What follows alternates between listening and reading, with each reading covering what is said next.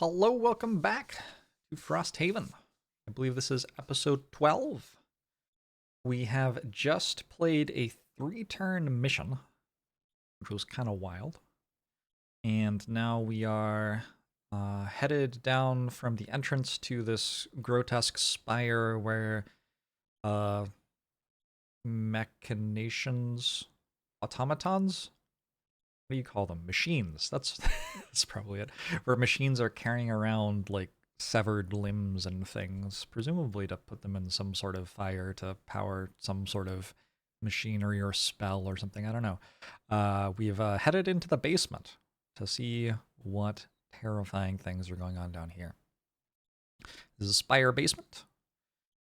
And the introduction reads, down the rare stairwell, a corkscrew of stone and iron, you go to see what lies beneath the spire. Tunnels are what you find. Black, sooty tunnels.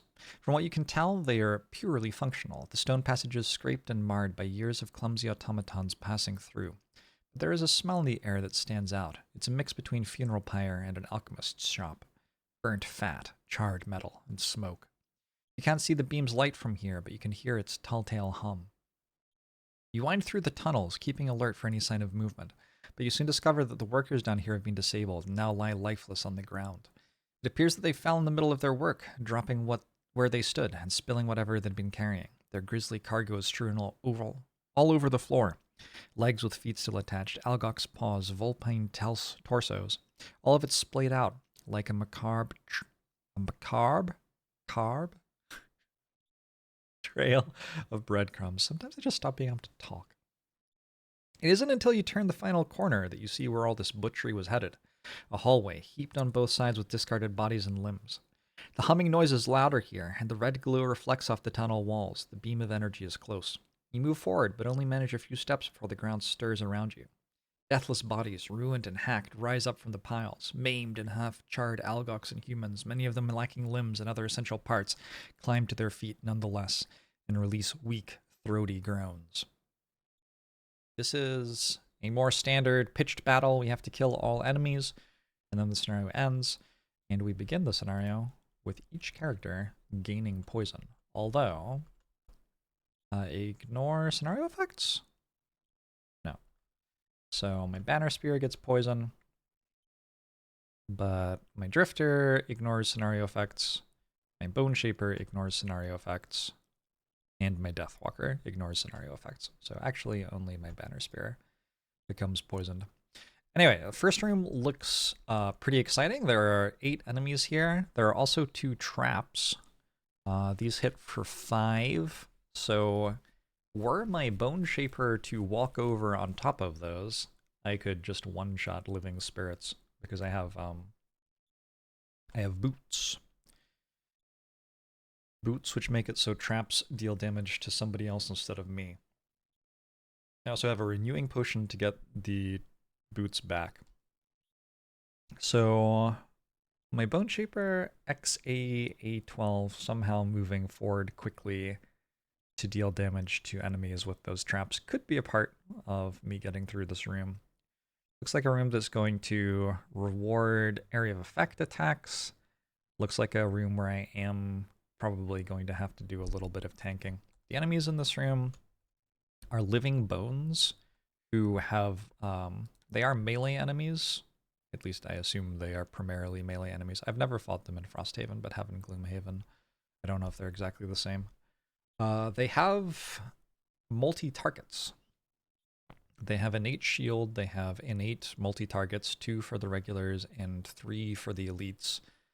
And yeah, they're not too high health, so I should be able to kill them pretty quick, but the multi-targets implies that they can deal a lot of damage. And then there are living spirits in the back here who are hitting pretty hard. 4 attack on the elites and 3 on the regular ones, and I assume that those ones are ranged enemies. So we'll have to work out how to get through the front line of living bones. Probably have our Bone Shaper run over some traps to kill some living spirits, and see how that all turns out. Anyway, I'm gonna work out combat goals now. So we got, I would say, less exciting combat goals than I've been getting on average. I'm going to go for Layabout with Zinnia Zephyr and try to get 7 or fewer bonus experience, or 7 or fewer experience before the bonus experience, rather, which I think should be doable. I have to be a little bit careful about it. In particular, it might mean I get like 1 less play of at all costs than I'd like or something like that. But I feel like in general, we've been kind of hovering in that range. Unfortunately, I would like to use my AoE attacks, like Resolved Courage, I feel would be okay to have in the party for this mission. And those all give experience, so I might have to, you know, we'll see. But it was that or Straggler, Never Short Rest, or Bastion.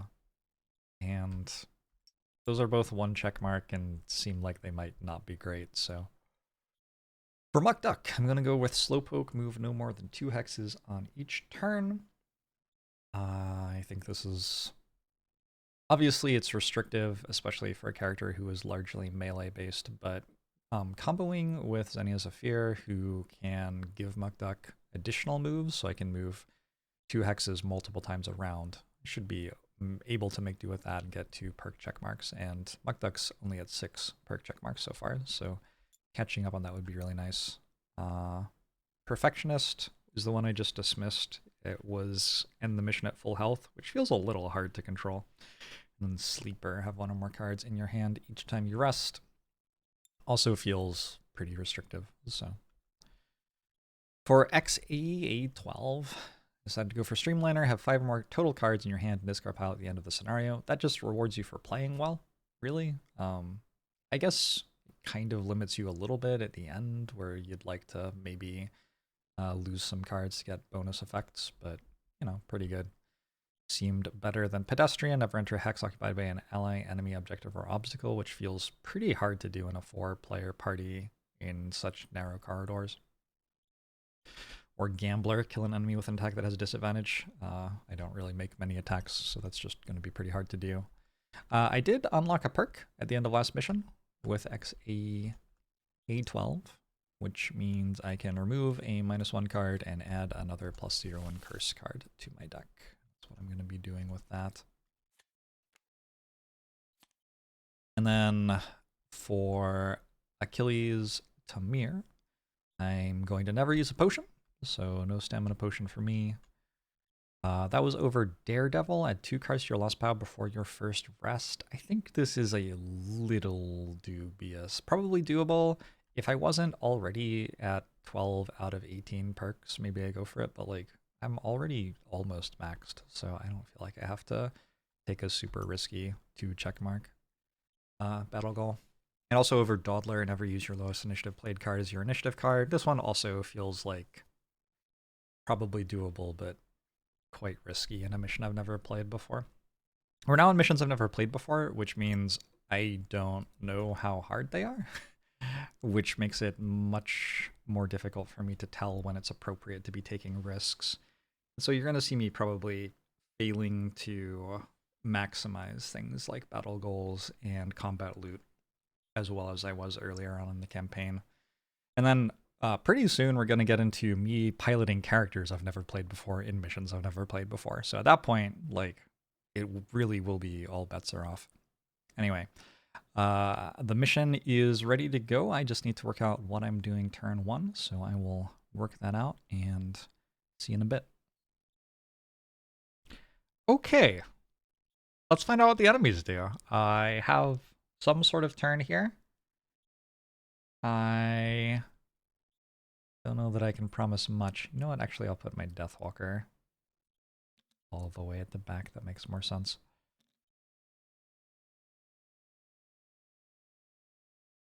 I'm going to put my Drifter all the way at the back, too, so I can summon a banner. All right. Sorry. Now we press start. Banner Spear goes first. Okay, so the Living Bones are just making a regular move and attack at 45 initiative. Fine. The Living Spirits are moving and then are cursing 3 targets within 2 range. They have 3 move. 1, 2, 3. That one can curse a bunch of stuff, but nobody else can. They fly, so they can be above the traps without proccing them. All right. So how I tried to set this up, I know the living bones can make attacks against multiple enemies at once. What I've tried to do is make it so they will only get to do that one time. And we'll see if that works or not. I'm just now realizing my plan had been to summon a banner to kind of get in the way of them, but they actually attack for 3 and the banner only has 4 health. So maybe that's not such a great idea. We'll go for it anyway. I'm going to summon a banner of strength right there. And I'm going to chuck a javelin at this. We'll go with the elite one. It is a lot more dangerous, right? -2. It has 1 shield as well, so I've dealt 1 damage to it. Oops. I'm going to use Protective Scepter here. Grant 1 ally within 2 range, 1 shield. I'm going to give this banner 1 shield. I think that's probably a good idea to try to keep it alive. And now we get to find out what the enemies do. So, first up, Living Bones number 1 is going to target my Banner Spear, and then once targeting my Banner Spear is going to move to have access to more targets while attacking my Banner Spear. First attack then goes against the Banner Spear. This is an attack for 4. I am going to activate my armor. Next 2 attacks targeting you, the attacker gains a disadvantage. So it will roll twice and take the worst, -1. Seems like the desired outcome. So it's attacking for 3, -1, but I am poisoned, so it hits for 3. Next, I can choose what other things it attacks.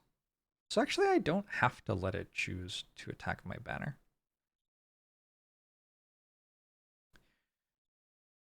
I think at the moment, trying to keep the skeleton alive doesn't actually make sense. What is the skeleton even doing there? Ooh. If I don't keep the skeleton alive, though,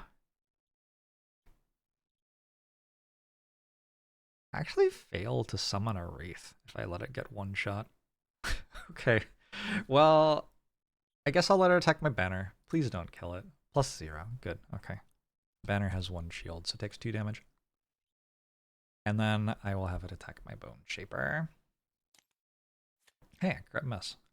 Okay, well that's a pretty good start, really. So that was the only hex that I left available where an enemy could make more than 1 attack. So now this Living Bones is going to go here. I'm going to attack my Banner Spear, again with disadvantage. 2 + 1s. That's 5 damage. Grief. And also the end of my armor.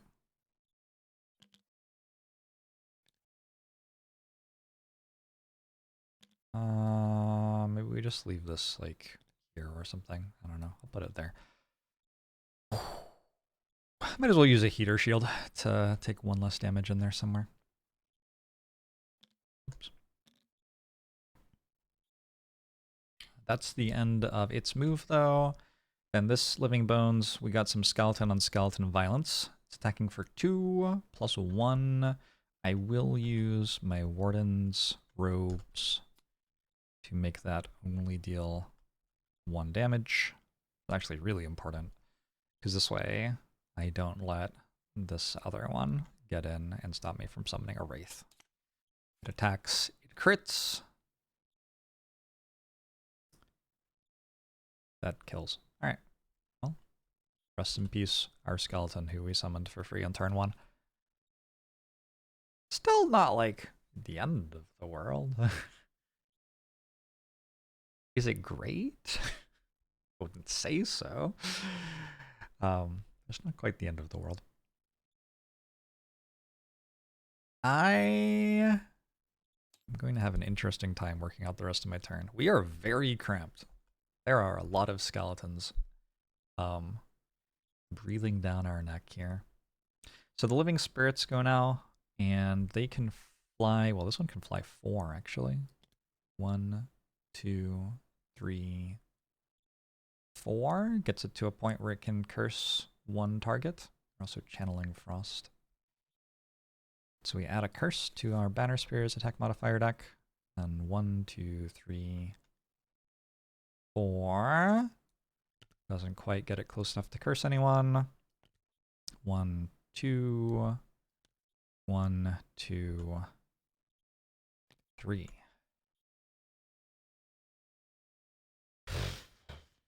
Wow. that is a block of enemies. That is a block of enemies. It would be really nice to be able to AoE those in a meaningful way, wouldn't it? Worth also noting about these living spirits. These elites have 3 shield. The regular ones have 2 shield as well. So that is another thing that's going on here. Okay, I have to decide how I'm going to be playing the rest of this turn. It does feel reasonable to use some stuff, for sure. What stuff, though? I don't know. I'm going to start with Angry Spirits, summon a Wraith. There is only one place I can place this Wraith, right there. However, having placed it, I'm going to use Boots of Transference. Nope. Translocation Rod. Nope. Like that.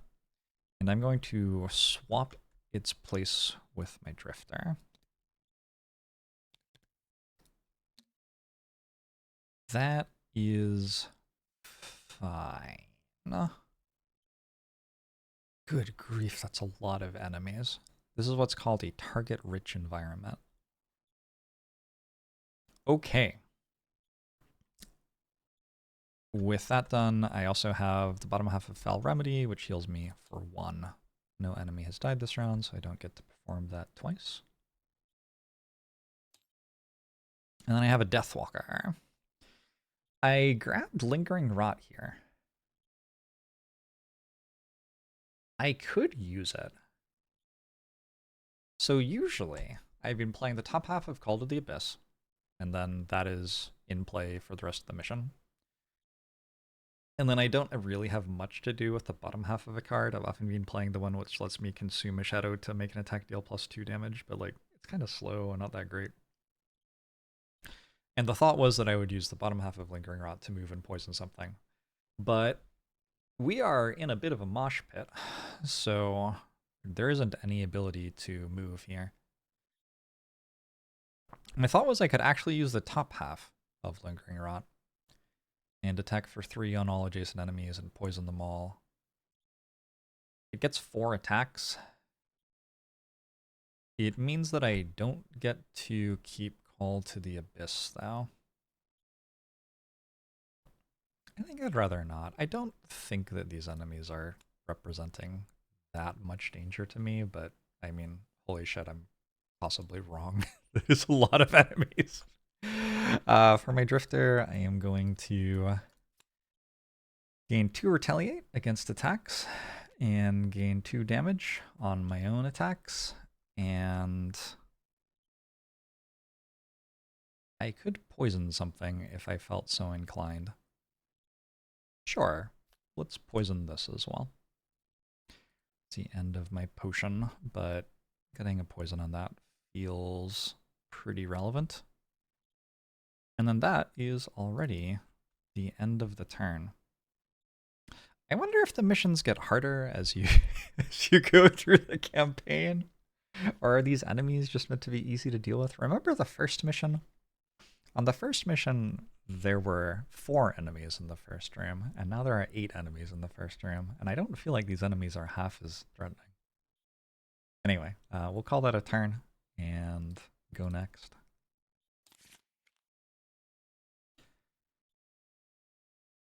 I'll be totally honest with you. I don't know if I'm about to die or not.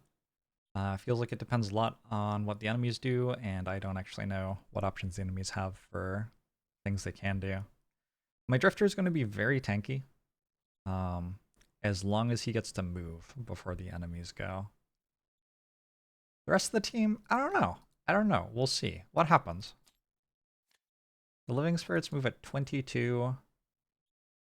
They make a weak attack and muddle. That's not the end of the world. The living bones go very slow, but do attack for quite a lot of damage. Oh, and they have 3 targets too, don't they? Okay. Okay. Well, I do have a plan.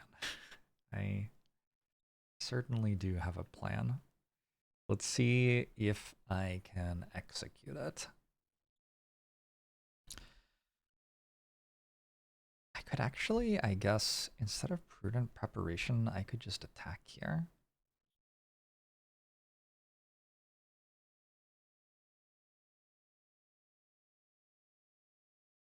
Is that right? I think that's right. My banner spear has 2 damage.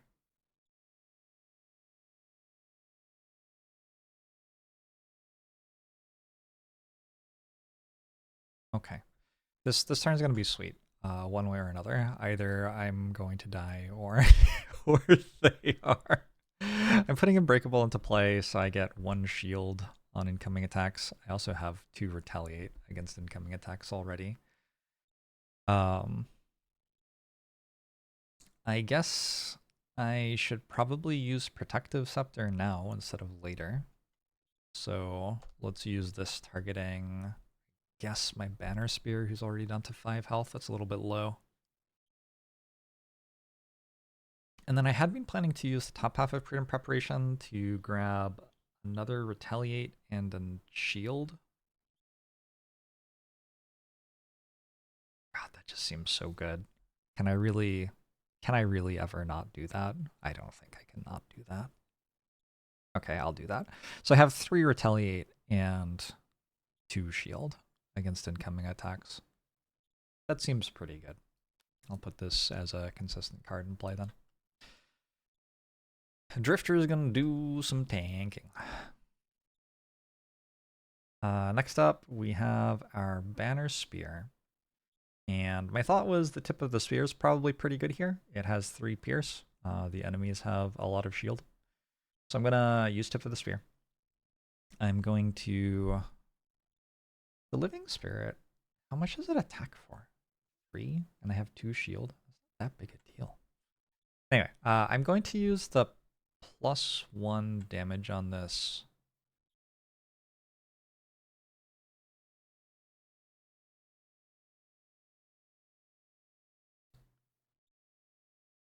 Oh my god, this is actually really confusing. I kind of want to kill that. There's no way that's right though, is there? My Deathwalker goes before this does, so my Deathwalker can kill this.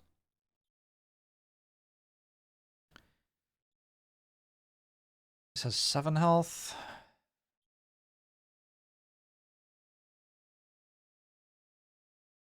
Alright, we're going to use the +1 from the banner on our attack against this Living Spirit. We're attacking this direction. So, I got a -1, so it's on 1 health. I also get 1 experience and 2 from summoning the banner, I guess, last turn. Where did I put my banner? Wait, where's the banner? Oh, there. We're also taking Living Bones number 6 here. Also got a -1. That one's without the banner. And then I'm going to chuck an Explosive Vial.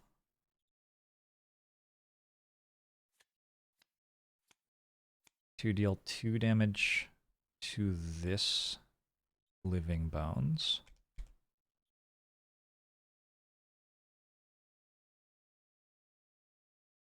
It's going to get retaliated against for 3, right? Yes. So it's effectively at 2 health.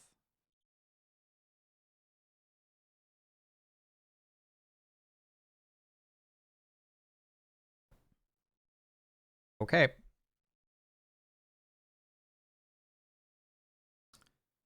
That, I believe, is my turn. I guess I have 2 shield that applies only to ranged attacks, which won't matter because I think my Drifter's taking all of the incoming ranged attacks. If the enemies were attacking multiple times, it would matter more, but they aren't. So now it comes down to my Wraith, who moves before my Bone Shaper, and first attacks Living Bones number 1. +1 with poison and the Banner of Strength, so 4, but it has shield. Down to 5 health. And then I am going to use the bottom half of Exploding Corpse. When the next enemy dies this round, all allies and enemies adjacent to the hex in which it died suffer 2 damage. I'm going to use Spyglass to have advantage on this attack, and I'm going to consume Dark to give it piercing. And I'm going to grant my Wraith and attack at this Living Bones. It's starting out at 2 damage, and it's with advantage.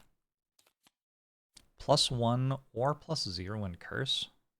I think +0 in Curse is better, because my Drifter will retaliate, right? Let's see. Living Bones goes. Living Bones goes. These Wraiths all go. Oh my god, my Drifter runs out of retaliate.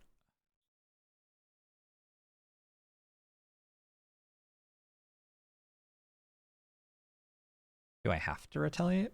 Unfortunately, this is the last enemy to move.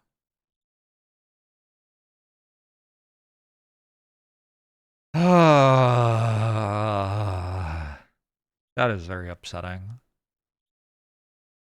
Well, as long as none of them die, I still kill it at the end with my Deathwalker, I guess. Unless my Deathwalker also misses.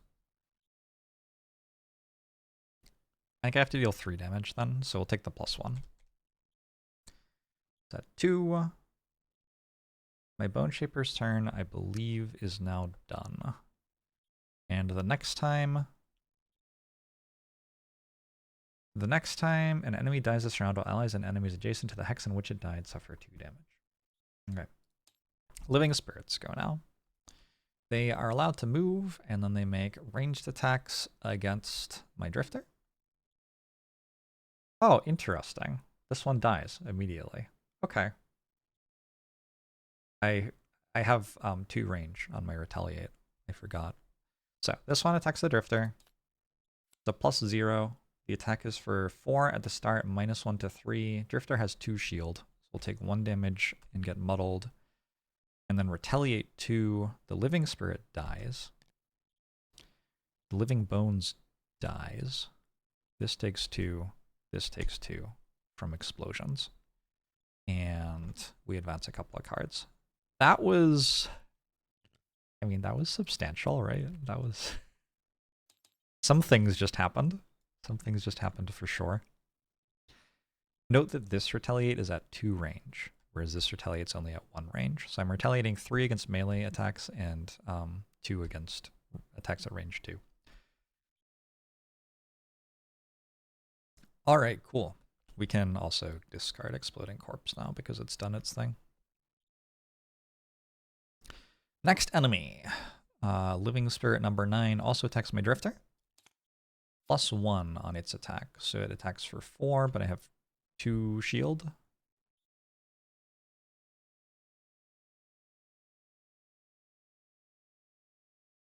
Yeah. Was I right about how much damage the previous attack dealt? I guess so. Alright. And then I retaliate for 2 and it dies as well.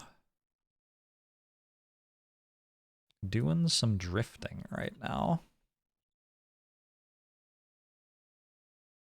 Next up in the turn is Living Spirit number 5. Also attacks my Drifter. +0, but this one's only attacking for 3 at the start, so actually deals 0 damage. And takes 2 retaliation. 1 experience, 1 experience. And then finally, Drifter 7 will move forward. Or, sorry, Living Spirit 7 will move forward. Also attack my Drifter. +0, deals 0 damage. Doesn't get retaliated against, but does make my Drifter shield 1 more time. I don't really want to run out of this card, but it sure doesn't feel like I have that much control over that right now, does it? Anyway, all good. IMO. There are 3 fewer enemies than before. My drifter is muddled, but relatively unharmed. And it is now my Deathwalker's turn.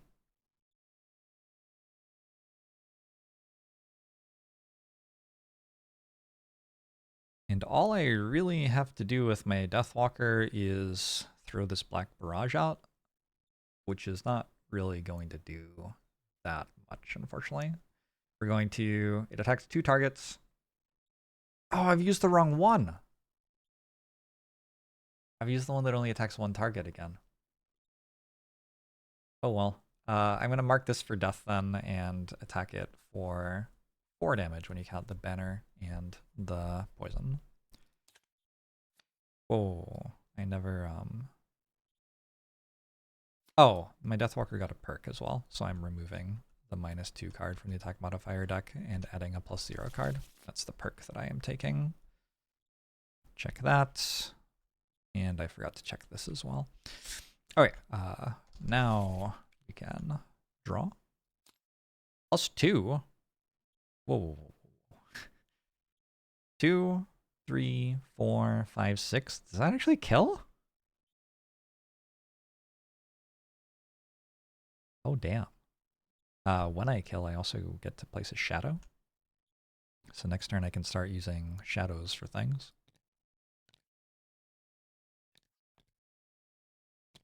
Another thing that happens when I kill is... Actually, this is pretty mandatory even. I need to stop my banner from dying. Which means I need to stop this skeleton from moving into this tile to attack lots of enemies. And the only way that I can do that is moving to here. So that was a really good +2. That gave me... Well... Wait, which number elite was that? I don't know. Does it say in the log? Because I think what might have happened if I didn't get that kill is it was Living Bones 1, so it would have moved first. Oop. So it would have attacked my drifter and died to the retaliate, but then this tile would have been unoccupied and this Living Bones would have moved into it. That was actually a huge kill. I guess the Living Bones could have attacked here, here, here, though, and not killed the banner yet.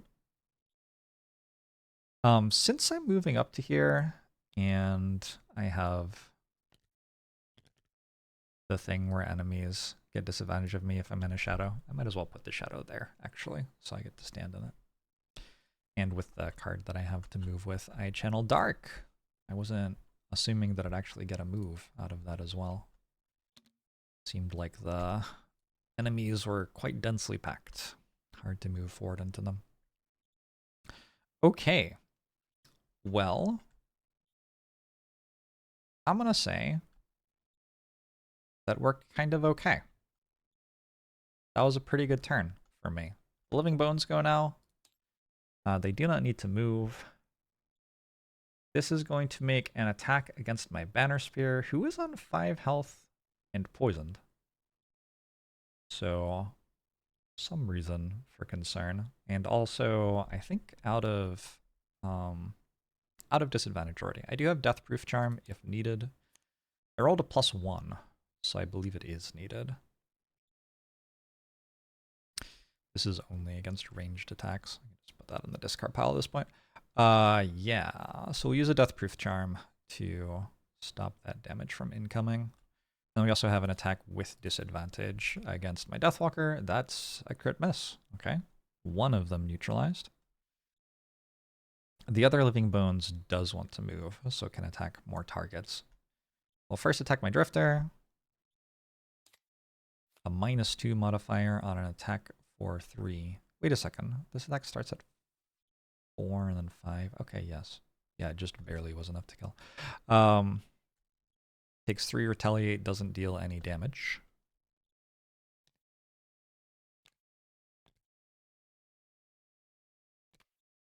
Interesting. These have desynced because one of the attacks was from outside of my retaliate range. And then it also takes an attack against my Deathwalker. Again, this is with disadvantage. A -1 works for me. It's going to hit for 2.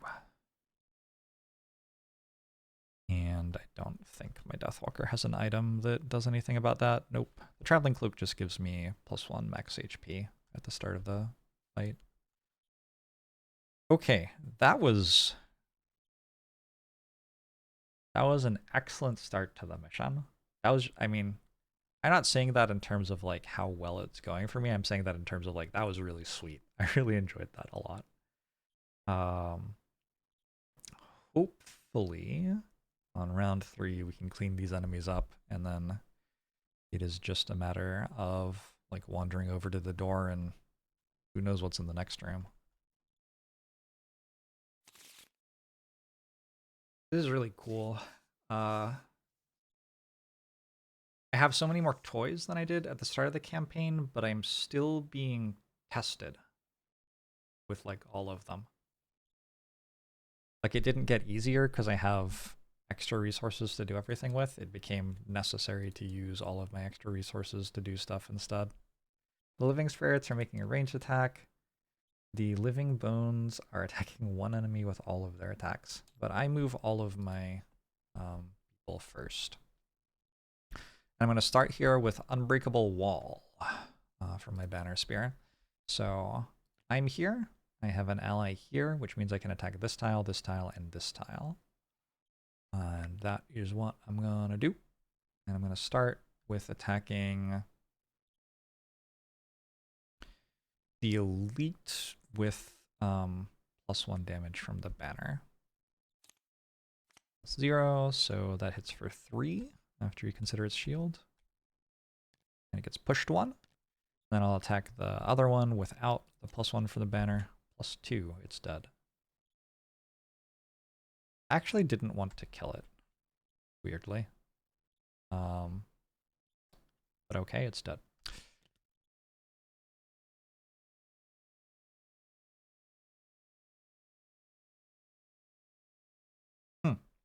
Fascinating. Good stuff, I guess. I give 3 allies within 4 range move of 2. Wait, this is actually pertinent. I could move you here, and then you can actually use your curse. It's at 2 health.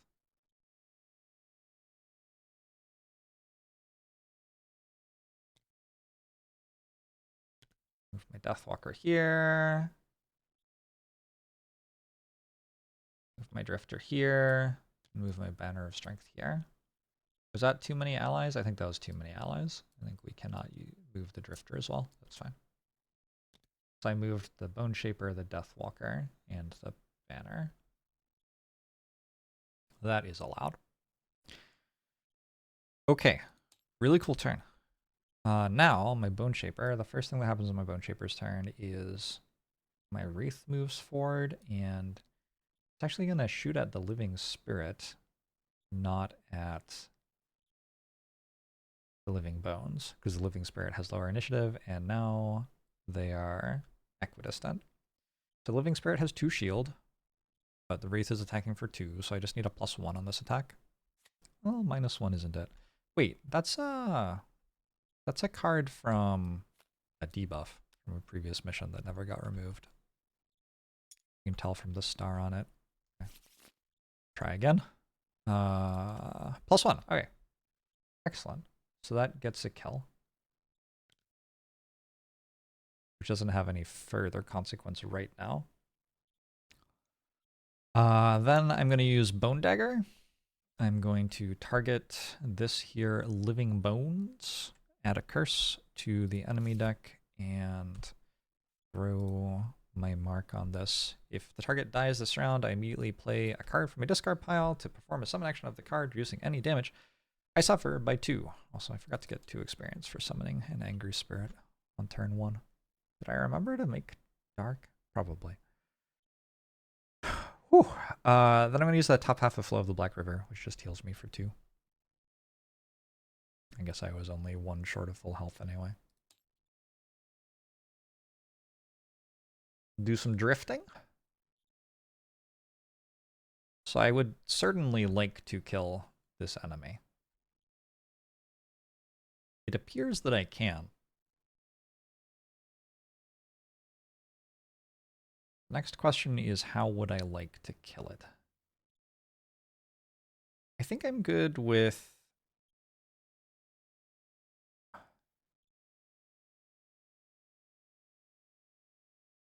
So when I use Fortitude, I can move the character token on one of my persistent abilities forward 1 slot to gain 2 range on it. And I think what I'm going to do there is move forward, crushing weight. God. Oh, I don't know. I'm trying to do the mastery as well right now.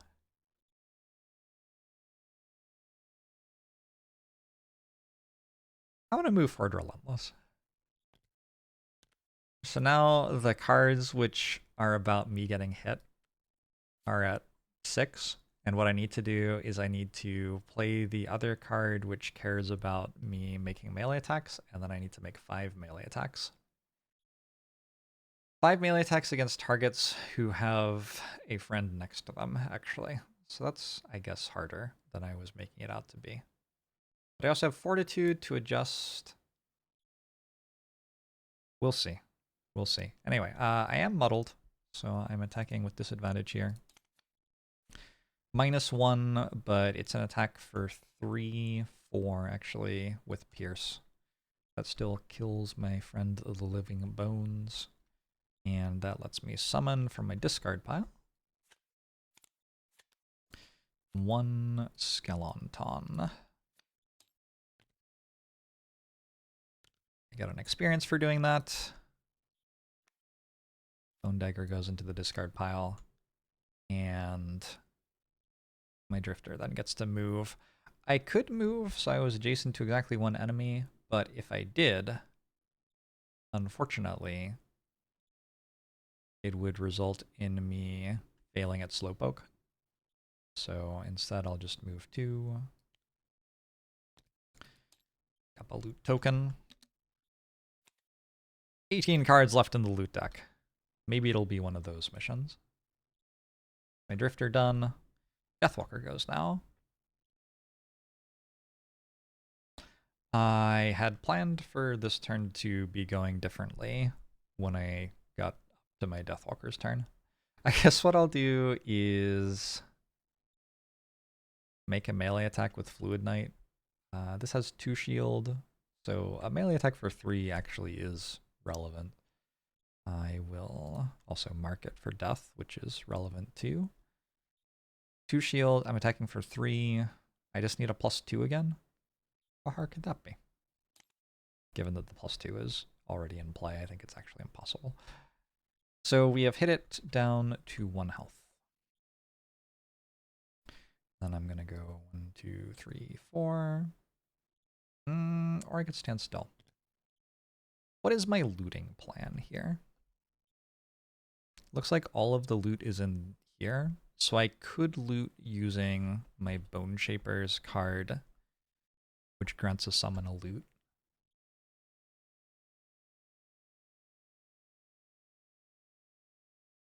Feels reasonable to me. Yeah, let's plan on doing it that way. That's fine. So that is my Deathwalker's turn. And now the Living Spirit goes. 1 enemy remains. It's going to target my Shambling Skeleton. It'll move back so it can make the attack without disadvantage. Draw its modifier. It is a curse, and it misses. There are no living bones left, and that is the end of a furious round 3. It is round 4. Let's start round. Living Spirit's going to try to make a 3 target attack. I am going to express a slight preference for it to die before that happens. However, who's going to kill it? I guess my Drifter has to. Wait. So I'm gonna walk my drifter to here with Vile Assault, heal 2, and then make a melee attack. The top half of Shockwave, which I was hoping to put in play, but I mean, it's probably fine not to lose 4 cards before the first time I rest, actually. It does an attack for 5. It's a crit. That is very, very dead. Summon another Shadow. I think put the Shadow... No, we put the Shadow here.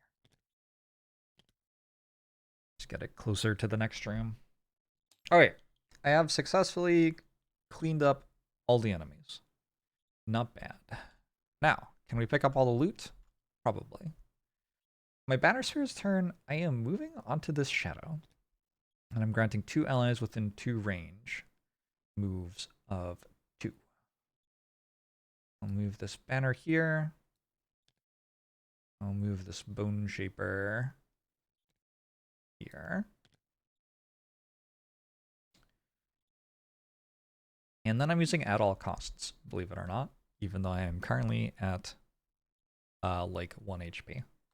We heal the Banner, we heal the Deathwalker, we heal the Drifter, we lose 3 HP, we gain 1 experience up to 5. My combat goal is to earn 7 or fewer experience this mission. So that's starting to look harder. I'm also at 2 health and poisoned, but I think I will be able to work that out. First thing I'm going to do with my Drifter, actually the only thing I'm going to do with my Drifter, I guess.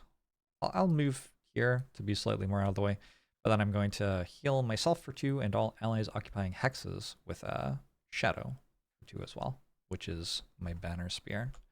So that takes care of this poison, and then I can get started on healing the rest of the way.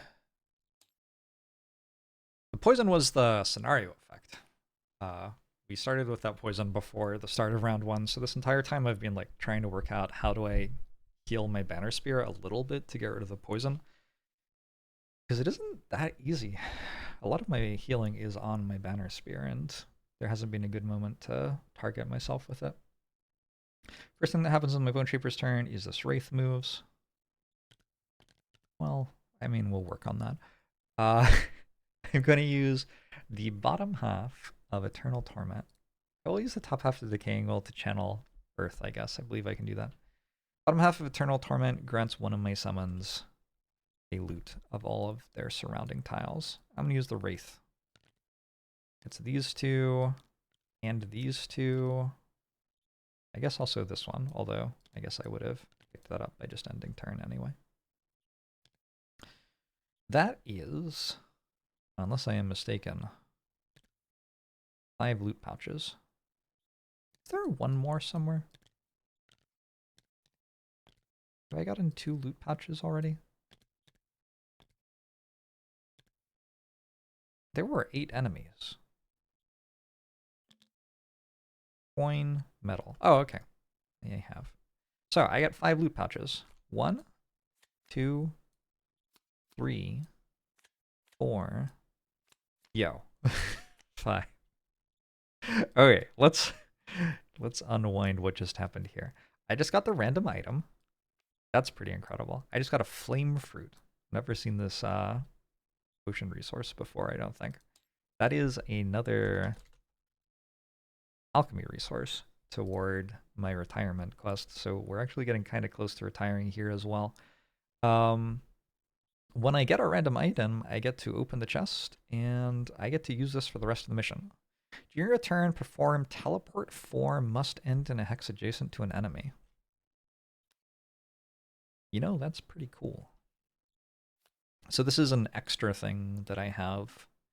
And yeah, I will, I think, swap out Warden's Robes for this, probably. Warden's Robes is, like, doing okay, but being able to teleport seems way cooler. Unfortunately, on my Bone Shaper is probably the least exciting place for this to be. I don't really want my Bone Shaper to be in melee range of enemies, but I mean, it's just, like, free, good mobility, so I'm sure there will be ways to use it. Maybe even this mission. Anyway, that was pretty cool. I also got, I think this might be the first time this campaign that I've gotten 3 coins from 1 loot card. Definitely pretty cool. Alright, that's the end of round 4. I have done a bit of healing. I've done a bit of loot picking up. Round 5, we're going to move toward the next door.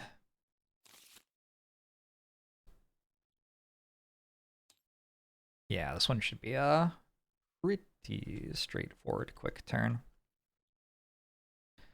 There is, I guess, one weird thing. I'm gonna unsummon the skeleton so my banner spear can move through where it is, I think. I've changed my mind. I'll keep it. Regroup, I'm using to heal myself and give myself regen. So I'll keep healing 1 at the start of each turn for a bit. And I'm just using the bottom half of Banner of Hope to move. I have yet to summon a Banner of Hope. At the start of their turns, grant allies within 3 range 1 heal self. I'm sure there's some situation where that's a powerful effect, but I have not yet found a spot where it seems anywhere near as powerful as giving all of my attacks +1 damage. Not all of them, but, you know, almost all of them. Deathwalker really doesn't have anything to do. So, I mean, I'm just playing 2 cards and passing, basically. With my Drifter, I will be moving 2 and moving the character token on one of my persistent abilities backward 1 slot. I'm going to move Crushing Weight backward 1 slot. I am actually pretty heavily committed to trying not to get attacked again this mission, which is... I mean, it's probably a little optimistic, to be honest. And I'm using Violent Inheritance to loot this. A Corpse Cap.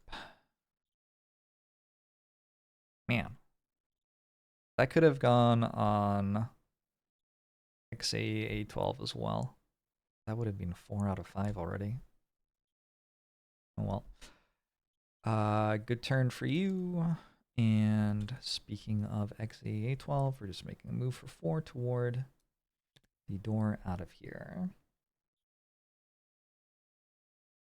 Okay. Round 6 is going to be even less exciting. It's going to be lots of rests. Alright, let's do some resting. Actually, the first thing that will happen is my Drifter will take a turn. I am going to move 2 with the bottom half of Bloodletting, and then I'll move the character token on...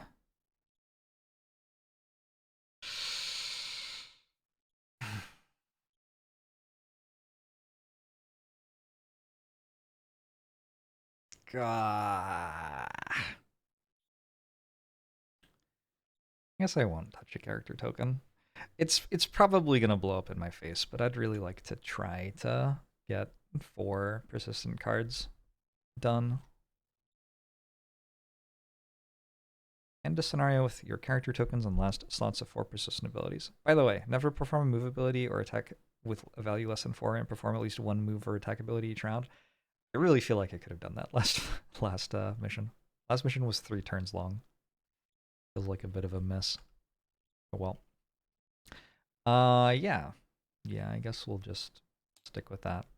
So, my Banner Spear gets back Crude Hide Armor, Protective Scepter, Heater Shield, and loses Unbreakable Wall. Reasoning for this was I have to stay below 8 experience this mission, and I'm already at 5. So the card's just kind of actually unplayable a little bit, unless I'm giving up on the combat goal. Also, when I long rest, I can grab my banner a move of 2. That is actually somewhat relevant to the ongoing fighting. Deathwalker doesn't get back any stuff. I decided to lose Black Barrage. The card just kind of feels meh. Like it's okay. It's flexible, I guess, but it's not very powerful. And I can work to make the less flexible cards just do more than that. Bone Shaper gets back Warden's Robes and Spyglass. And I decided to lose Wrath of the Turned Earth, which is a perfectly fine card. They're all perfectly fine cards. It's not... I'm never going to be losing a card that's terrible, right? I wouldn't have brought it to the mission. I guess I'm going to short rest with my Drifter. I could long rest. I think I'm opening the door this turn, though, so that feels a little dubious. Who's draining arrows? It's an okay card, but I can't move 3. And I'm not getting anything extra out of ranged attacks, so it feels okay. Alright, let's put Shockwave in play now. And my other card could be...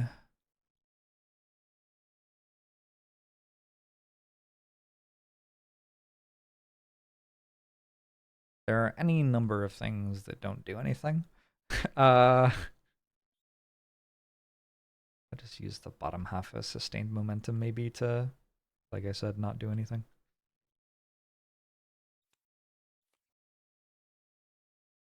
All right, so this is going to be round 7. Let's give it a go. I guess there's nothing exciting happening. Because there's nothing exciting happening, I don't feel even slightly bad about adjusting this so that I go after my Deathwalker. Because my Drifter's not the one who's opening the door, my Deathwalker is. Alright, so it is actually Deathwalker, then Drifter. Also, I want my Deathwalker to be the one who gets targeted by attacks. Deathwalker is doing some tanking this time.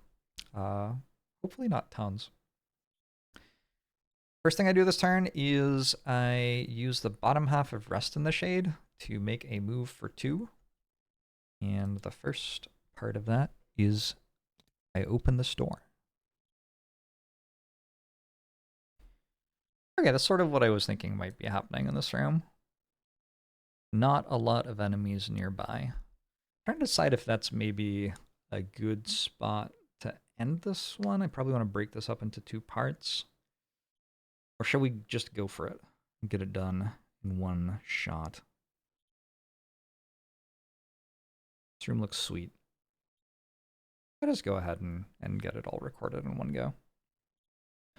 This is very much a, like, it is hard to move through this room kind of situation, rather than in this room is full of enemies that are dangerous kind of situation.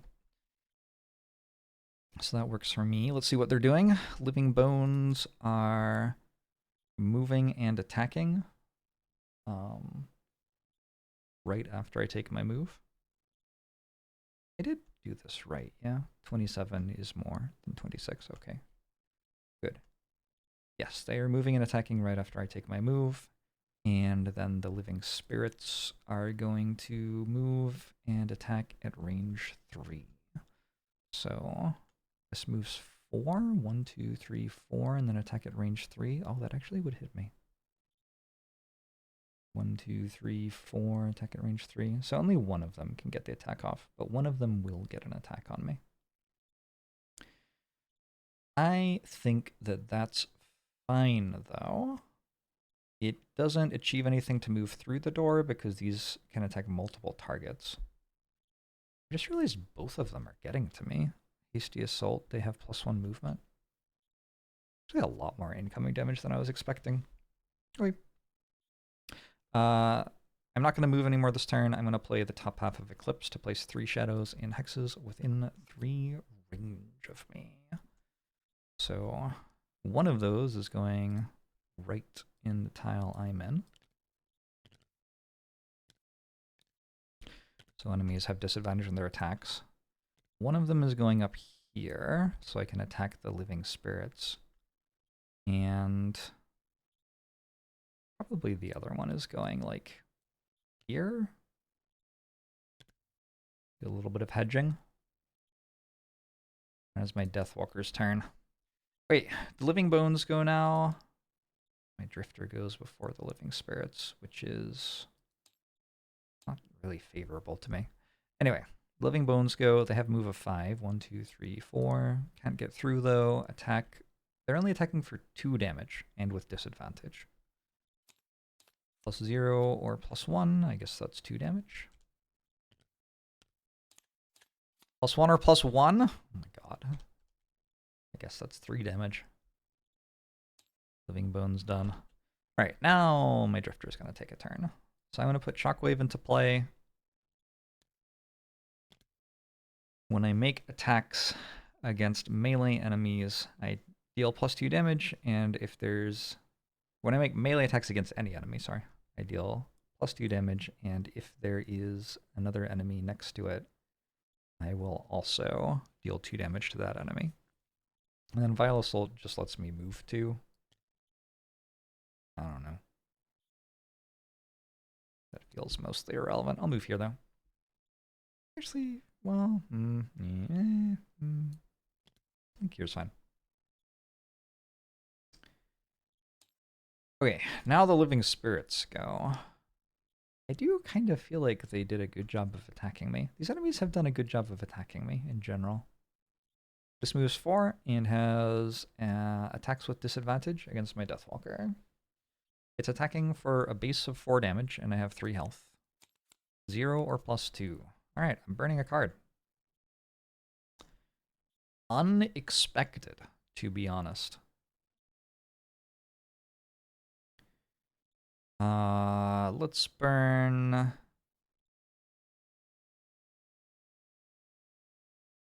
don't think Anger of the Dead is super important here. Maybe if I was going for a burn 7 shadows in 1 turn. But I've just burned a card. I feel like I have to start playing a little bit more defensively now. I don't get to think about doing such fun things. The nearest tile this can attack from, we can move here, which is 1 hex closer to this one, I guess. But it doesn't actually get an attack. And then the non-elite Living Spirits just get moves. It is incredibly tempting to attack all of these next turn. But they have so much shield, so Lingering Rot can't really do that much. I guess I can use Call of Doom next turn. Maybe that's the play.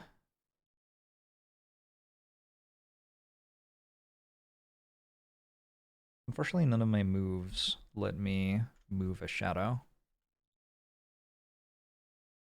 So I can't move out of the door and move the shadow 1 further forward, so I can hit all 4 of them.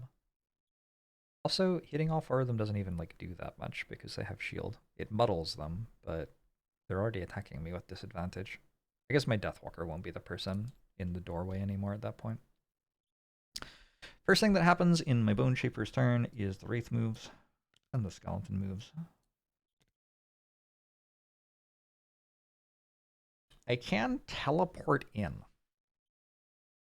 Oh my god, that would be a bold choice. Not sure that's quite where my head's at here. But I could.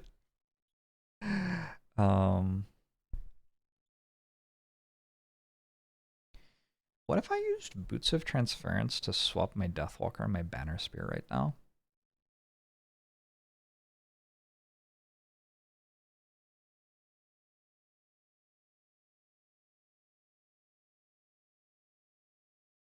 It's certainly a thing that's allowed. My Banner Spear does already have a turn. That works okay, though.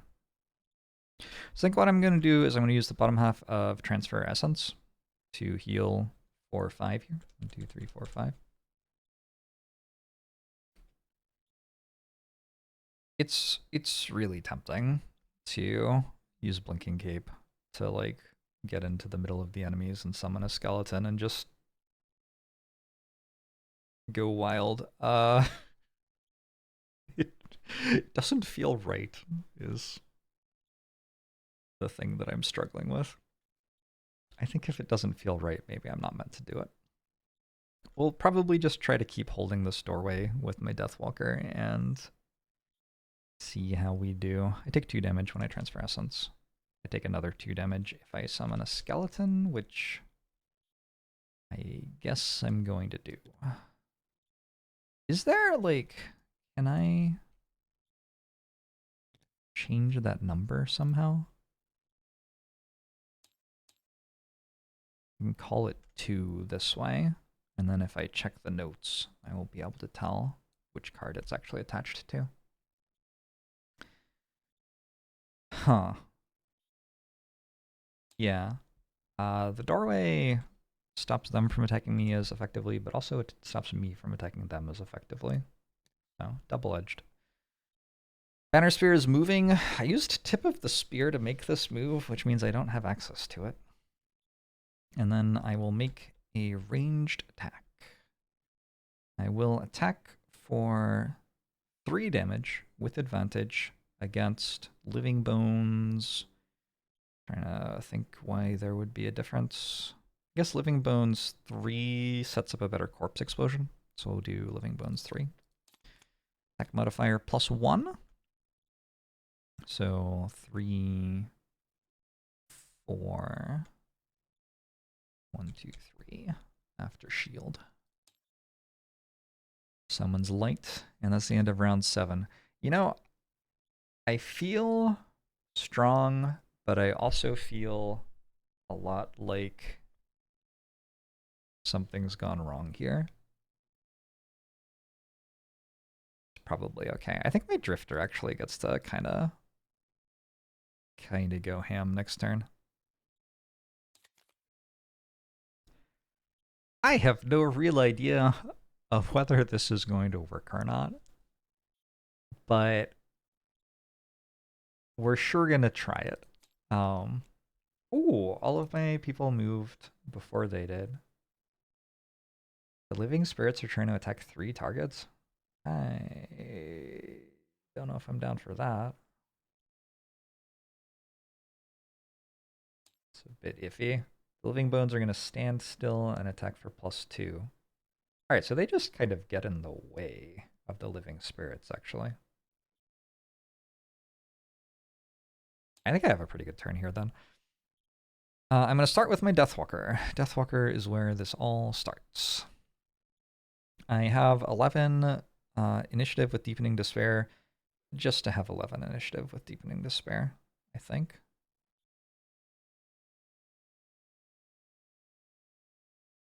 Sorry, I'm just trying to understand what I'm actually doing. Yeah, I believe so. And then I'm going to use Call of Doom and use up my Dark Element to attack all adjacent enemies next to this shadow for 1 and muddle them, which is probably not going to deal any damage, but you know what? That's okay. So we'll attack Living Spirit 1. It's muddled. We will attack Living Spirit 5. I crit missed. It's muddled. We'll attack Living Spirit 7 +1. No damage, it's muddled. Has 3 shield. Yeah, just not going to hit it with attacks for 1, unfortunately. Okay, next up is my Drifter. Drifter is going to walk into this here room. I should probably change my picture-in-picture. That would help.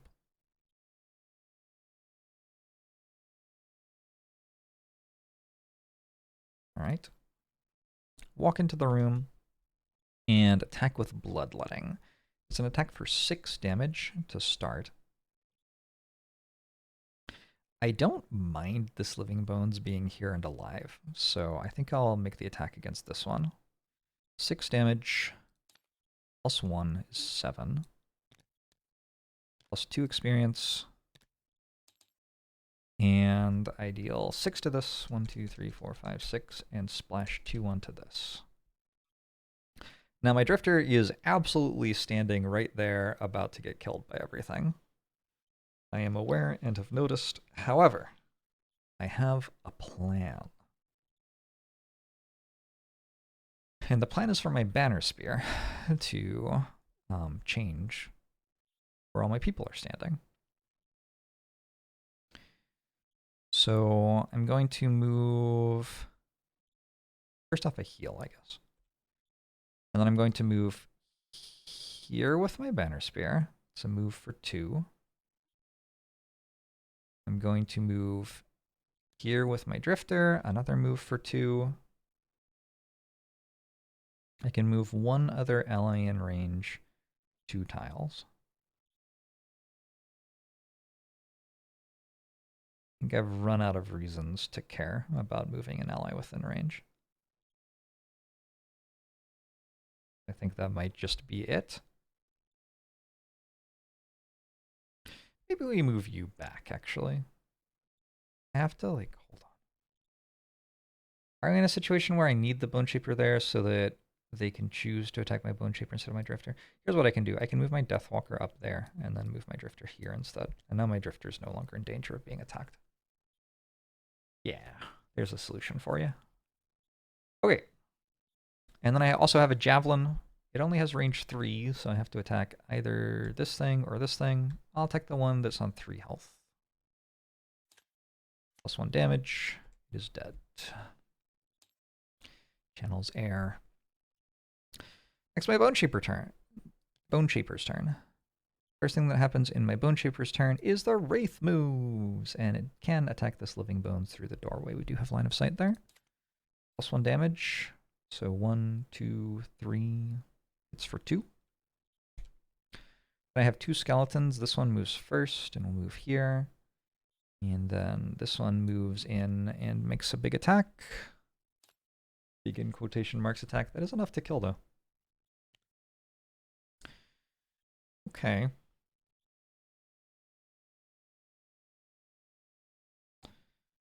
Well,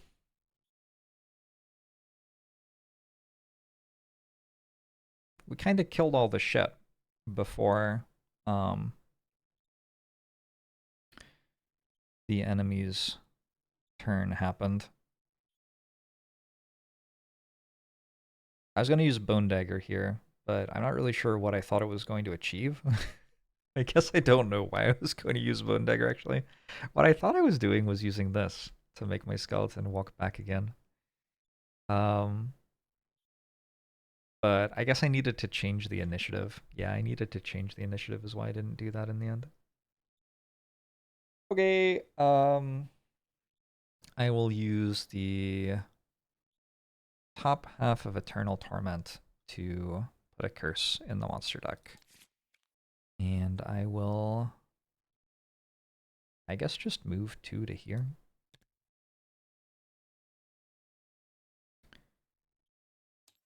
And now the enemy's got a turn. So the living spirits want to make 3 attacks. That is the most important thing to them as they move here. So this is going to move to here, because it's attacking at 3 range. And then the first attack it's going to make is against the skeleton. Oh, especially since it's muddled, it doesn't care about moving into melee range of the skeleton. -2 on an attack that only started at 3, so it hits for 1. But then it also makes 2 more attacks, which I think is very unfair. But is nevertheless true. I have Warden's Robes, so I'm going to put one of these attacks at the Wraith.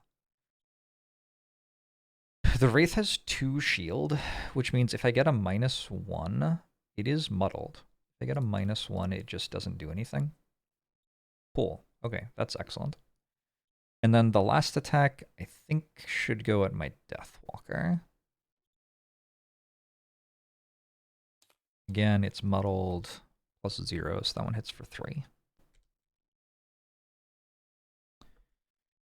That is Living Spirit 5. Living Spirit 7 also wants to make 3 attacks. Why can they make 3 attacks sometimes? Like, usually they don't get to make 3 attacks. Anyway, it moves here. It'll also start with attacking the skeleton. It rolled crit miss twice. Then I'm going to attack the Wraith again. A -1, good. And then I'm going to attack, I think, the Deathwalker again. I don't want to break the regen on my Banner Spear. My Banner Spear is probably going to have to do some tanking at some point. +0 or -1, so 2 more damage. You know, I'm going to have to break the regen anyway, actually, now that I've thought about it a bit more. Because now this is going to move in, and when it's looking for 3 targets, it's obviously going to have to shoot the Banner Spear. It only has access to 2 targets. So first it will attack my skeleton, just hitting for 1. And then it will attack my banner spear. Oh, a forced +1. Okay, so hits for 3 and no more regen. And finally, Living Spirit 8 will move here and attack my skeleton. -1 is exactly enough to kill it. And I made a note. This is card number 2. So goodbye, returned servant. Sure are a lot of wraiths there, aren't there? There's an observation for you. I should be able to do some pretty good stuff to them next turn, though. Living Bones are all dead, and that's the end of the round. Super invested in this right now. I think I can hold the door. I think I can get my Drifter in to do some good damage. This is all prefaced on the idea that these move at around about like 50 or 60 initiative most of the time. 48. Yeah, that's about right. And they're doing like exactly what I want. Okay, cool. So my big idea here was my banner spear has deflecting maneuver. Bottom half of this gives 2 shield, which only applies against ranged attacks. Well, that's all of their attacks. I'm also going to cast Regroup on myself to heal for 2.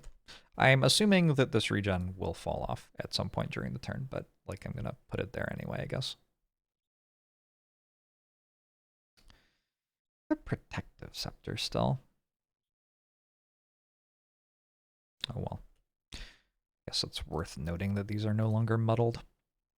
That's my Banner Spear's turn. Bone Shaper's turn. First thing that happens is the Wraith moves. We're going to make an attack against an enemy with 3 shield. It's probably not going to do very much. I'll take this one, though. -1. Okay, that doesn't hit. Shambling Skeleton's going to move up.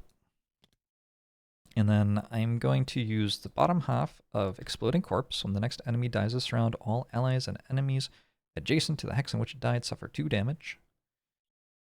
And I'm going to use Decaying Will, which will channel Earth and will attack for 2, something within 5 range.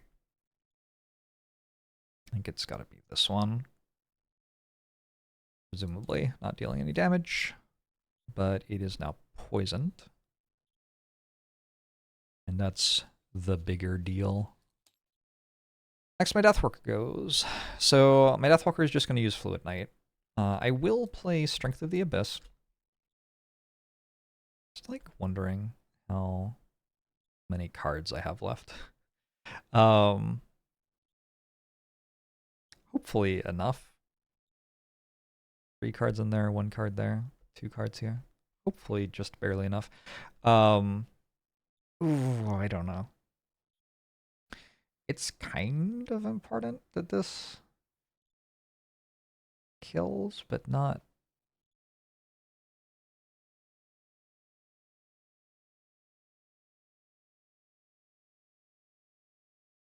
Huh. I'm going to change my mind. I'm going to actually put the poison here. And then I'm not going to use Strength of the Abyss. Like, I'll use it for a move, I guess, if I have to. I'll channel Dark. I'll consume this shadow to attack this living spirit, which marks it for death. And hits it for a crit. Alright, so that's dead. That procs Exploding Corpse. Exploding Corpse is a card that I've had access to since mission 1, and just hasn't seemed that great most of the times I've had options for it. But in this spot where the enemies have a bunch of shield and very little health, it's been doing great. It's dealt something like 12 damage in 2 plays or something like that, and through a lot of shield as well. It's worth 1 experience. Somehow I only have 1 experience so far this mission. I am very surprised by that, but it might be true. I can't actually think of a time when I got experience. I think it might actually be true. All right, Fluid Knight means that I get to make a new shadow. I consume this shadow and then make a new one. Let's put it... Honestly, right there seems fine. That's my Deathwalker's turn. Living Spirits go now. They are a little bit closer to dead, but still not quite dead. Number 5 is going to attack my Banner Spear for 4. -2. Oh, well that's 0 because I have 2 shield. Number 7 is going to attack my Banner Spear also for 4 +0. So that one hits for 2. I will, I guess, make it so that's 1 instead by using my Heater Shield. Should I have used Crude Armor? I don't think so. They're not very big attacks incoming. This one moves forward and again attacks my Banner Spear. This time only for 3, although with +1 that hits for 2. As the entire Living Spirit turn, and then my Drifter, who I have been carefully ensuring will not take damage from the enemies to keep all of these cards stable, gets to move up, and I get to use Fortitude. I'm not going to be doing all the extra blurb there. I'm just going to be attacking this enemy for 6 damage with 2 piercing. -1, well, that's 5 damage with 2 piercing. It has 4 health and 3 shield. That means it dies. This advances. And then also Shockwave. An enemy adjacent to it suffers 2 damage. So this also dies. That was really neat. I killed that enemy with 4 health with Exploding Corpse and Shockwave. I didn't actually like deal an attack damage to it. That was really cool. All right, this has been fun. The party's got like quite a lot of tricks up its sleeve, like lots of ways to deal good damage to enemies at this point in the campaign. I'm getting a little bit ahead of myself. I like in my head, I'm already done with the room, but there is actually an enemy there. And in fact, if it attacks my Drifter, it kind of like messes up my cards a little bit. I'm trying to do this mastery, right? Rolled a 67. I would be really surprised if it wasn't dead by then. My Banner Spear can kill it. I was going to... Ooh, my Drifter has to move 2 tiles at a time.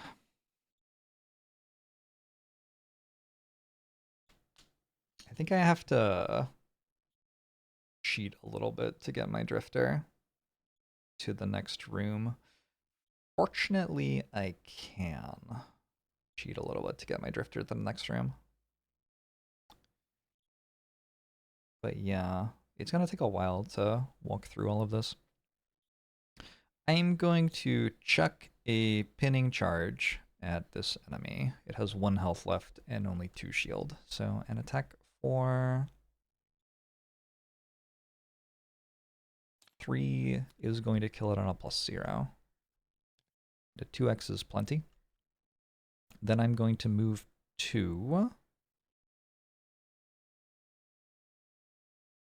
Time to long rest again? It is. So I'll move 2 to here, although, like, there's no way the Banner of Strength's coming with me, is there? My Banner Spear is going to be able to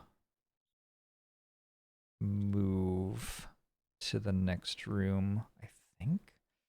Gosh. This really is quite tough. I might have to teleport everyone forward.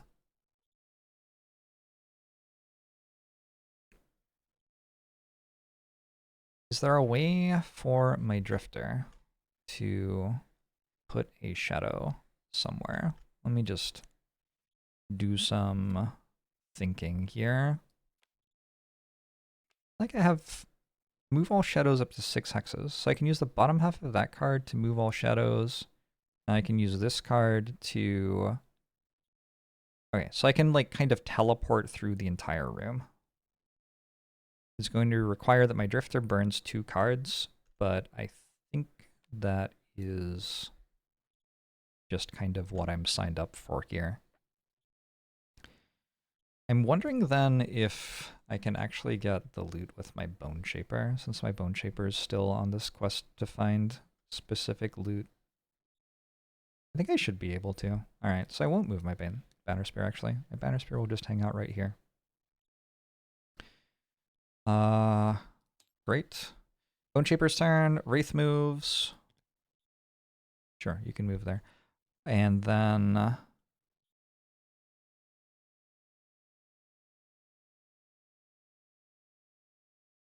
going to use Foul Remedy, which has both elements here to heal my banner sphere for 6. 1, 2, 3, 4, 5, 6. And I'm going to use Flow of the Black River to move one of my summons to there, where it can hang out for a bit. My Deathwalker doesn't have a turn, it turns out, which is fine. These were the only 2 cards left anyway. And my Drifter, I had been thinking about giving the loot to Muckduck, but I don't think it makes much sense in retrospect. Do I want to move a character token on a persistent ability back 1 slot? I don't think so. The hard thing here is working out how to get 3 more melee attacks against specifically enemies who have another enemy next to them. I don't know what's in the final room. We will find out together, I suppose. I feel like it might be a boss type of room, because there are living dooms on this map, and I haven't met any of them yet, so kind of makes sense to me that they would be in the next room.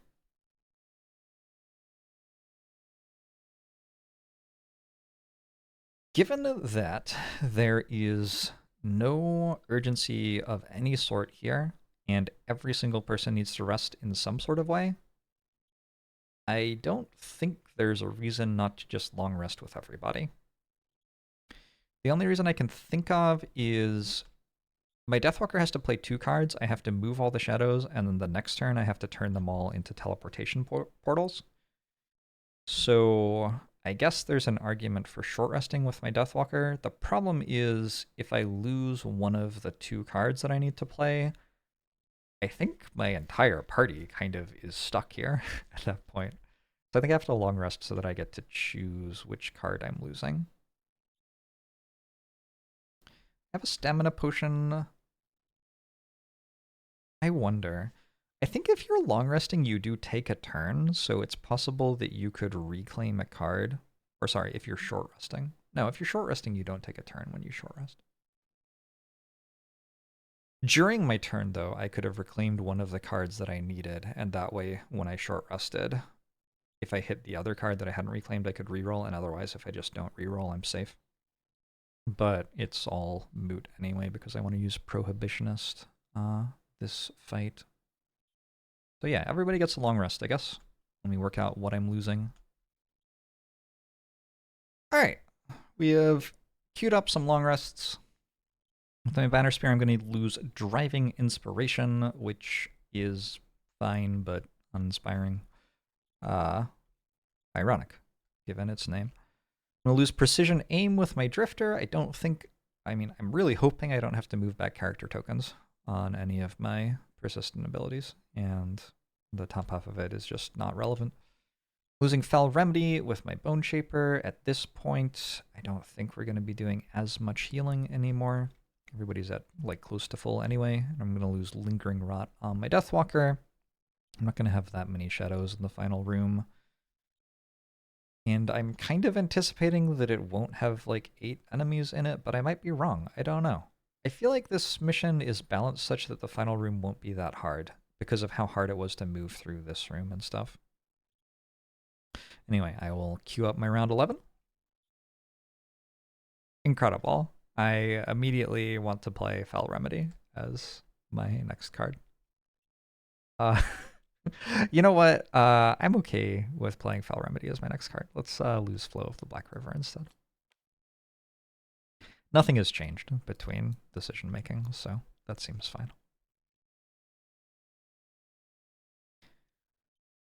All right, a lot of my stuff for round 11 is just kind of a throwaway.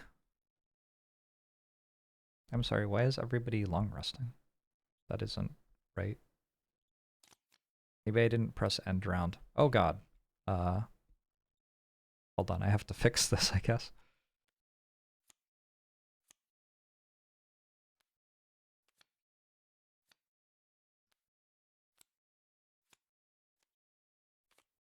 All right, let's try this again. So my Banner Spear is going to heal you for 2, and you get regen, which means actually I didn't need Fell Remedy after all. That's fine though. I grant 3 allies within 4 range moves of 2. Move my banner here. That's probably fine. Yeah, whatever. You can come here. Oh, my Bone Shaper's on 3 health. Okay, never mind. We're gonna change who we're healing. We are instead healing the Bone Shaper. Deathwalker. Back to 5. Yeah, that's my Banner Spear done. Deathwalker now. This is the big thing this turn. I'm going to move all of my shadows up to 6 hexes. All of them. Whichever shadow I would desire to move, I can move. 1, 2, 3, 4, 5, 6.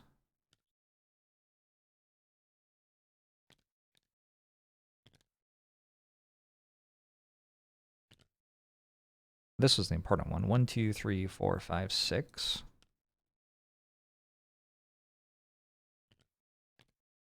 I'll bring this in here underneath you.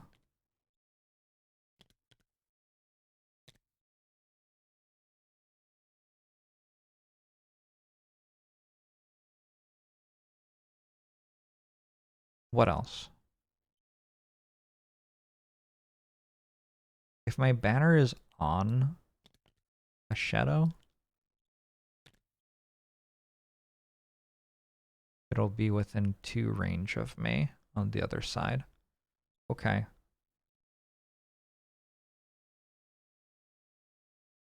I think like this should be fine.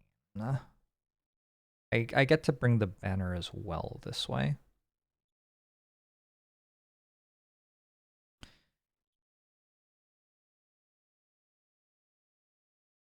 That's you done. Bone Shaper's turn. Wraith doesn't do anything. However, I do heal my Deathwalker for 2. I do heal 1 from my regen, and my Shambling Skeleton here gets to loot 5 for me. I've had, oh, is that 6? Oh, I'm sorry, my mistake. Shambling Skeleton gets to loot 6 for me. So, if you're trying to get particular loot quests done and your party's okay with it, you definitely can accumulate a lot of loot tokens on one character in one mission. Oh, no potion resources. 10 cards. That's too bad. This is, of course, working against me, finishing up my merchant and greed is good quests, so that's a bit painful. But there is another flame fruit. No, I think another corpse cap, actually, in the loot deck. 6 cards left. So, given that that's one of the herbs that I'm missing, I think it's very reasonable to be going hard looking for it. Drifter doesn't really have a turn. I could move the character token back on one of my persistent abilities, but I'm deliberately trying not to. So we'll call that the end of round 12. And round 13 is going to be the exciting one where everything starts happening. You and all allies may treat each hex with a shadow as being adjacent to each other hex with a shadow during move abilities this round. Here we go. I don't really know what else to do. Maybe this one. I'll work out the cards for everybody else, and then we will get into round 13. What an utterly wild card. You know what I just realized? I never read the passage for when you open the store. Did I? When the door is open, read 38.4. What if there's important narrative that I missed? I'm pretty sure it just says there are more things to kill. Oh wow, it doesn't even say that. Okay, fair enough. Well, the first thing that I'm going to do this turn is I'm going to play Deepening Despair, which will give me 1 experience. That's only the 2nd experience that I've gotten this mission. I have a move of 3. I'll go 1. With my 2nd move, I'm going to open this door. I do think it's kind of important to open the door because I want my summons to move toward the enemies in it. Okay, we got 1 big enemy boss and 4 skeletons. And this is difficult terrain. Rubble difficult terrain. Let's see what they're doing, and let's read a passage. I'll see what they're doing first. The skeletons are going to not move very far and then kill themselves, and the living doom is going to move and melee attack. So they're not really doing anything. Now I've forgotten to press start round. Whoops.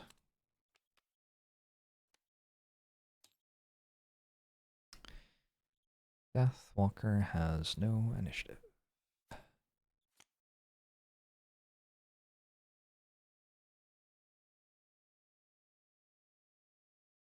This is kind of irritating. I'm going to put these back in the decks, and I'm going to put these here, and we are going to just have to remember that the Living Bones move at 20, and the Living Doom moves at 82, even though there's extra stuff here. I guess we can mark these ones off so we don't get confused. Those have already happened.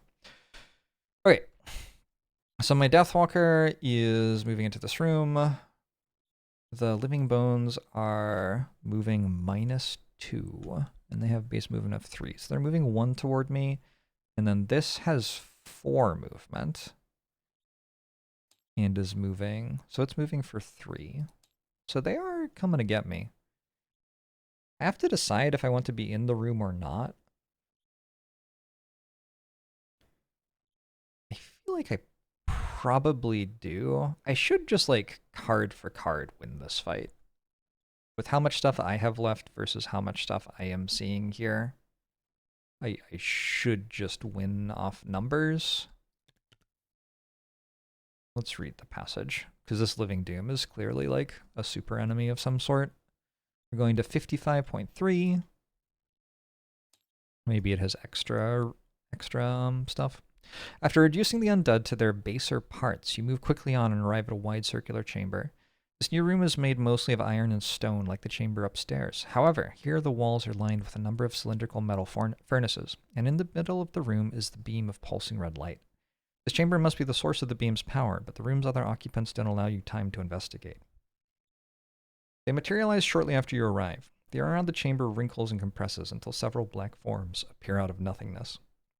Spirits, clusters of them, wrench themselves into existence.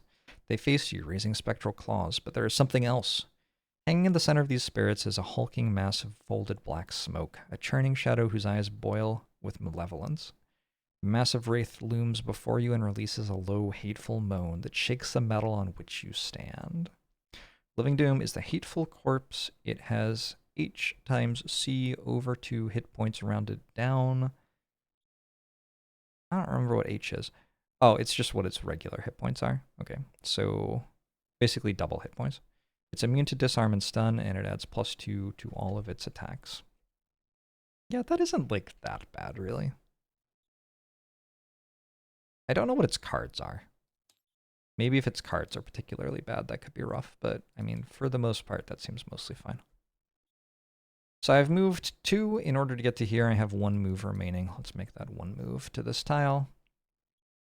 And call that the Deathwalker's turn. Now the Living Bones go, and they're all just going to move 1 toward me. Doesn't really matter what order they go in. And my Banner Spear. Is it possible?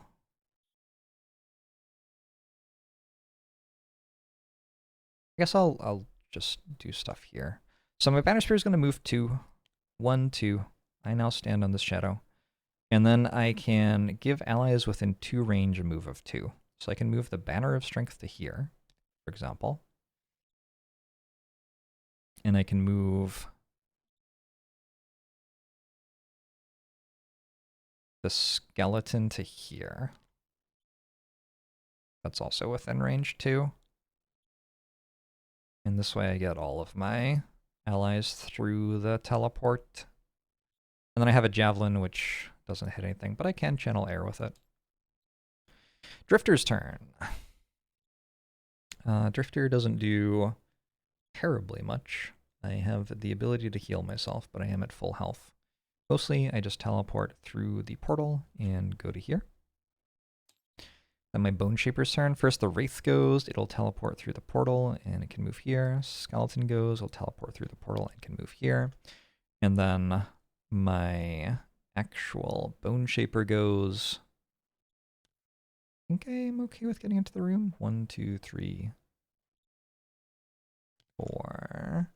Let me take a look at it up here and also change how my picture-in-picture is working. Do I like being there? What I don't like is that all my summons are back here. I don't like that. I think my Banner Spear might be able to help them get through as well. This should be a matter of just killing the skeletons, and then we can focus down the Living Doom. It should be okay. What's my initiative like next turn? 21? That'll hopefully be okay. About my Drifter. My Drifter's going to want to go as slowly as possible. We want to let them come to us. I think actually I will go back here. The banner being right in the doorway is a little awkward right now. Especially if I'm trying to let them come to us. Since I haven't had anything change in between my decisions, I think I'm actually going to do it like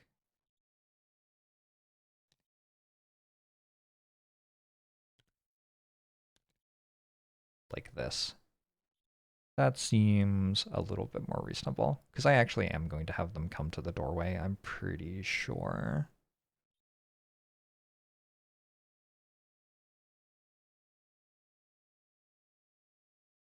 I don't know what my Deathwalker is doing in there then. Oh well. Bone Shaper's done. The Living Doom moves. Man, I'm getting hungry. It'll be a long mission. Living Doom moves, and it moves for 3. I guess to here. I could move it to here if I wanted. Move it to here. I feel like I'm more able to mess with its AI that way slightly somehow.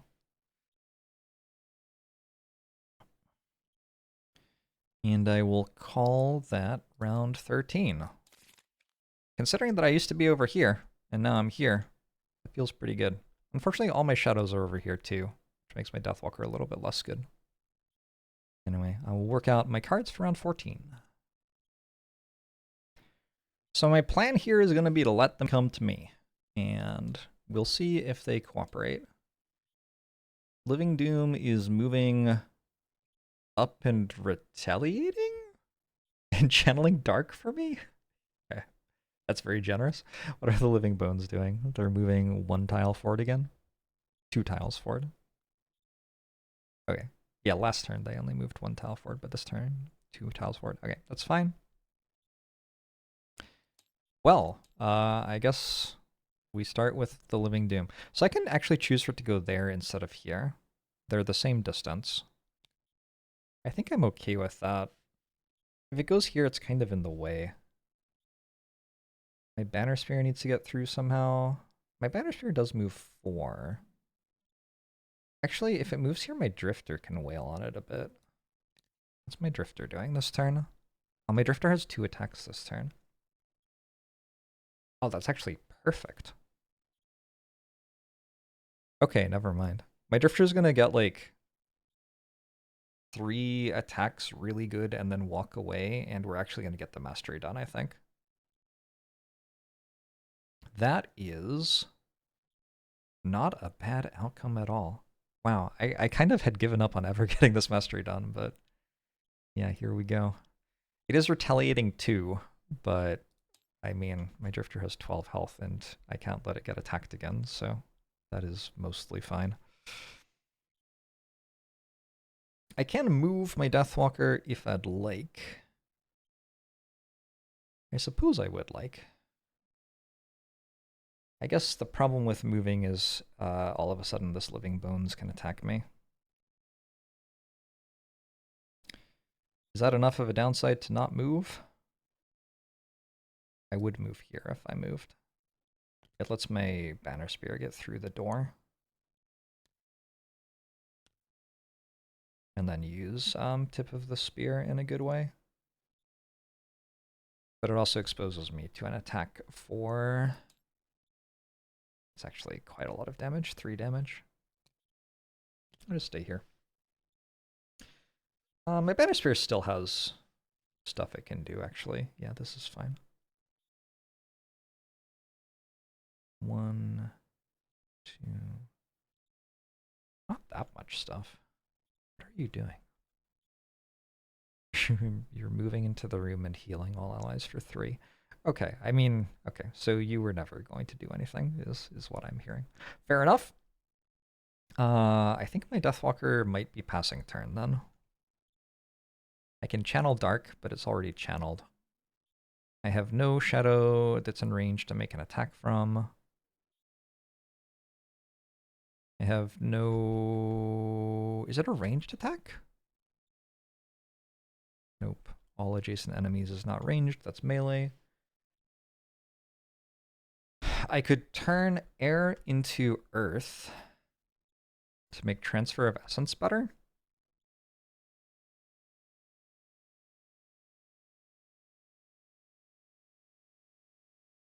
Unfortunately, I can't actually get an extra target out of that. Yeah, I guess I'm just done. Oh, wait. So that's my Deathwalker's turn. Bit awkward, bit awkward. Next up is Banner Spear. Banner Spear is going to walk through the door with 4 movement. 1, 2, 3, 4. And then, yeah, like I said, I'm going to heal all allies. I think I won't, because I don't want the 1 experience. I have to stay below 7. I think actually I'm just done. Also a pretty awkward turn. Bone Shaper gets a pretty good turn, though. We get an attack for 2 on this Living Doom. It has 2 shield. Wait a second. That seems unfair. -1 attack modifier? Oh no. But I get to use Transfer of Essence. And Transfer of Essence is pretty powerful here. So we can hit Living Doom with a poison for starters. That'll help it to die. And also I get to hit 2 allies within 3 range for with Strengthen. So I'm hitting my Drifter with Strengthen, and I'm hitting my Deathwalker with Strengthen.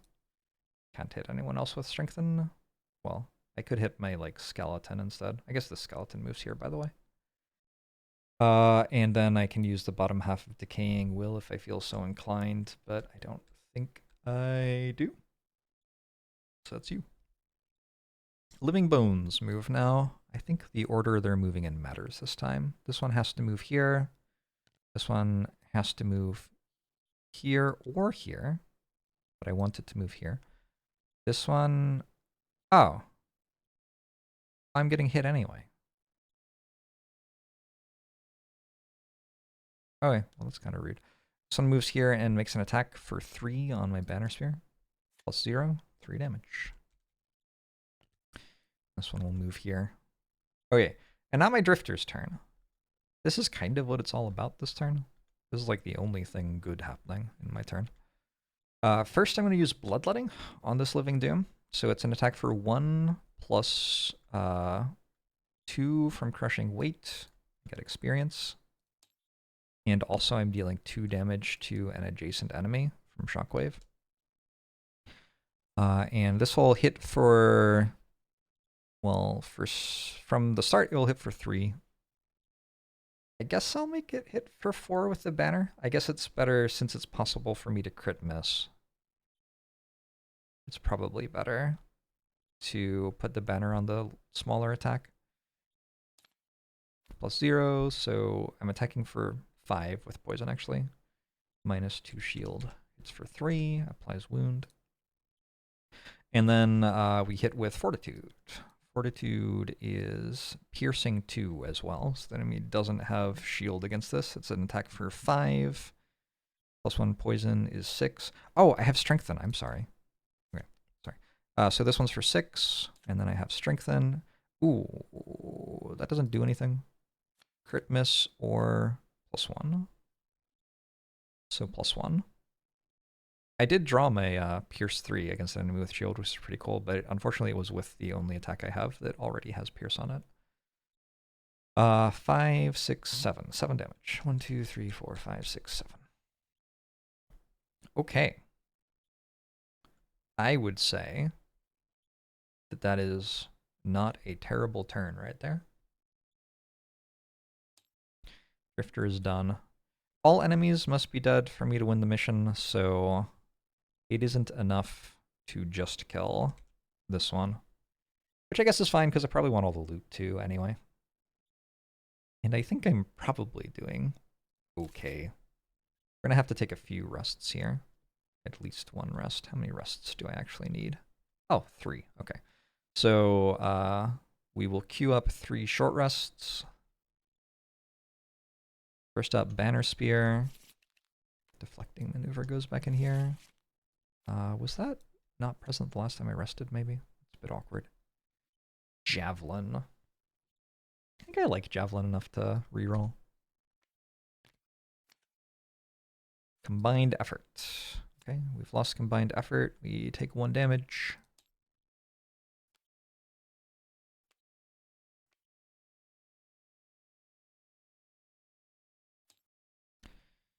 Drifter. Drifter needs to get a low initiative card that I can move away with. Oh, also worth noting that I'm no longer strengthened.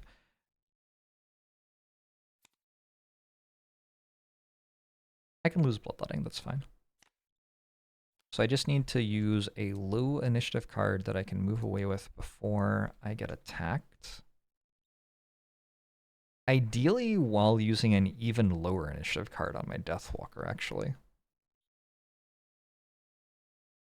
I should probably attack with Fortitude again, since it just deals more damage than the other attacks. Actually, I can move away with Violent Inheritance, because I can still make ranged attacks. I can't make melee attacks anymore, but Violent Inheritance is fine.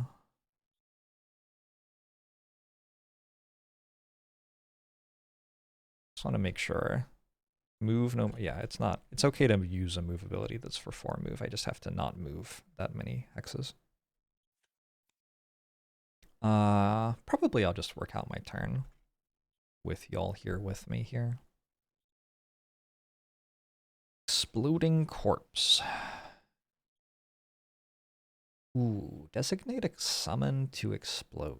All enemies adjacent to the designated summon take 4 damage. That's kind of sweet.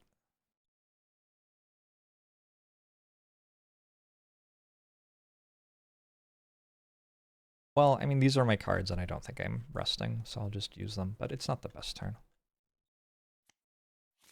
My Deathwalker only has 4 cards left. Deepening Despair was the super low initiative card I was thinking of. Actually, this is lost. I don't get to draw that ever again. My bad. Lose Call of Doom. My other cards.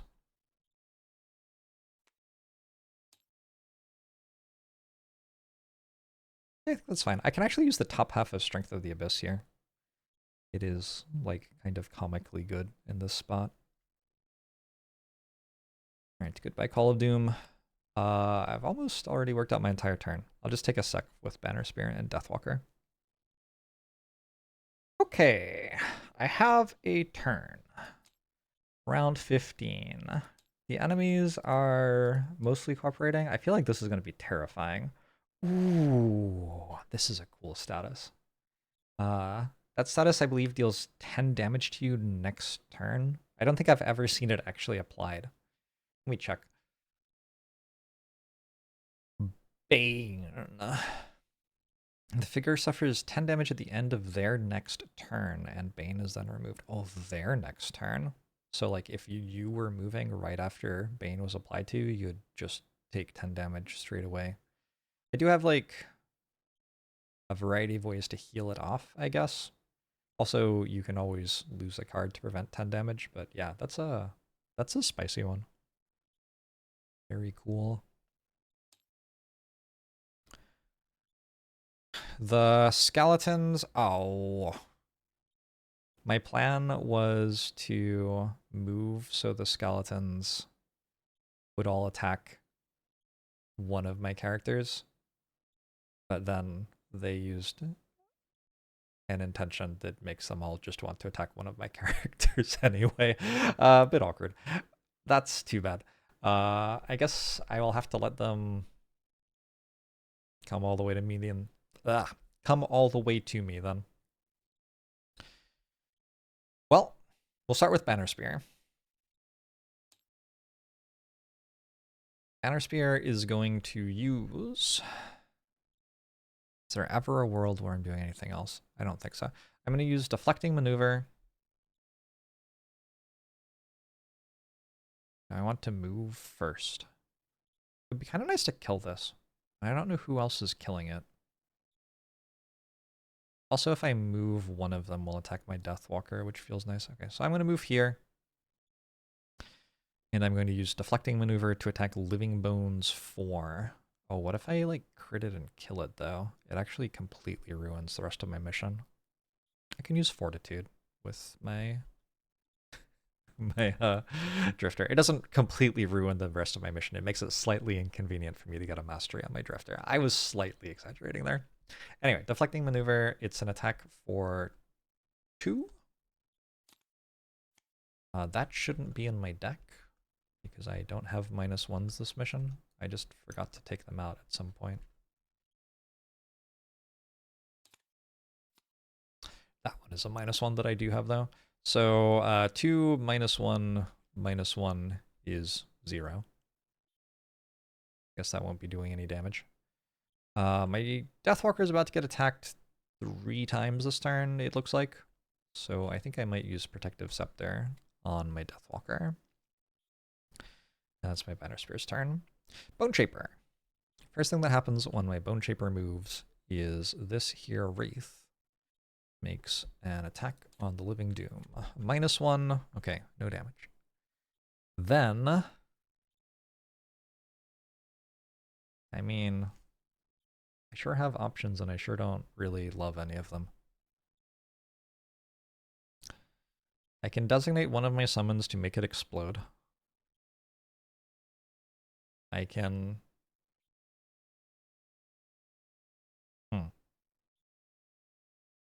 I can make it so when the next enemy dies this round, my own characters take a bunch of damage. That doesn't seem very good either.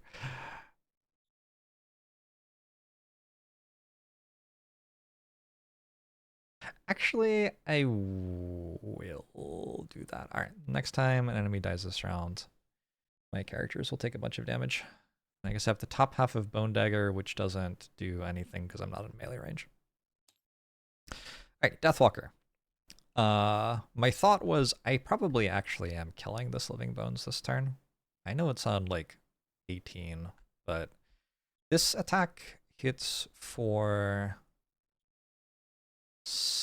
8 base with Strengthen. Okay, maybe not probably, but possibly. 8 base with Strengthen. I'm glad it wasn't a crit miss. Holy shit. So 7. It does have 2 shield. 1, 2, 3, 4, 5, 6, 7. The crit hit would have been better than the crit miss, but that's okay. I'm no longer strengthened, and I also get to move 2 if I would like. How do I feel about my Banner Spear taking all of the damage? I mean, it's happening anyway, isn't it? Just remembered that my Deathwalker has 1 shield this turn. Okay, let's go here. Huh. I was actually expecting it to die this turn. Maybe it still will. So I have my Drifter here, and my Drifter does attack. We get +2 experience. My Drifter does attack with Fortitude, which hits for a start of 5, 6, 7 damage.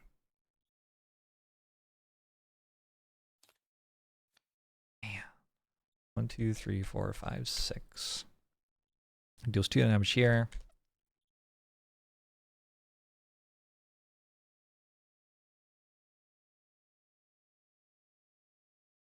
Think about moving into the room.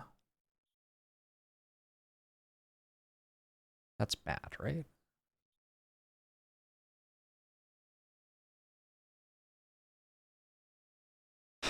The thing is, the Living Bones isn't attacking me anyway.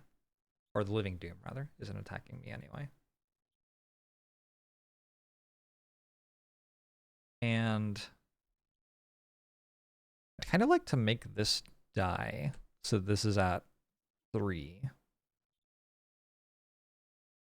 If I move away and Violent Inheritance, like making this die is, it does a decent amount. It is only attacking for 2, is that right? It's only attacking for 2 with disadvantage. But that's still a lot.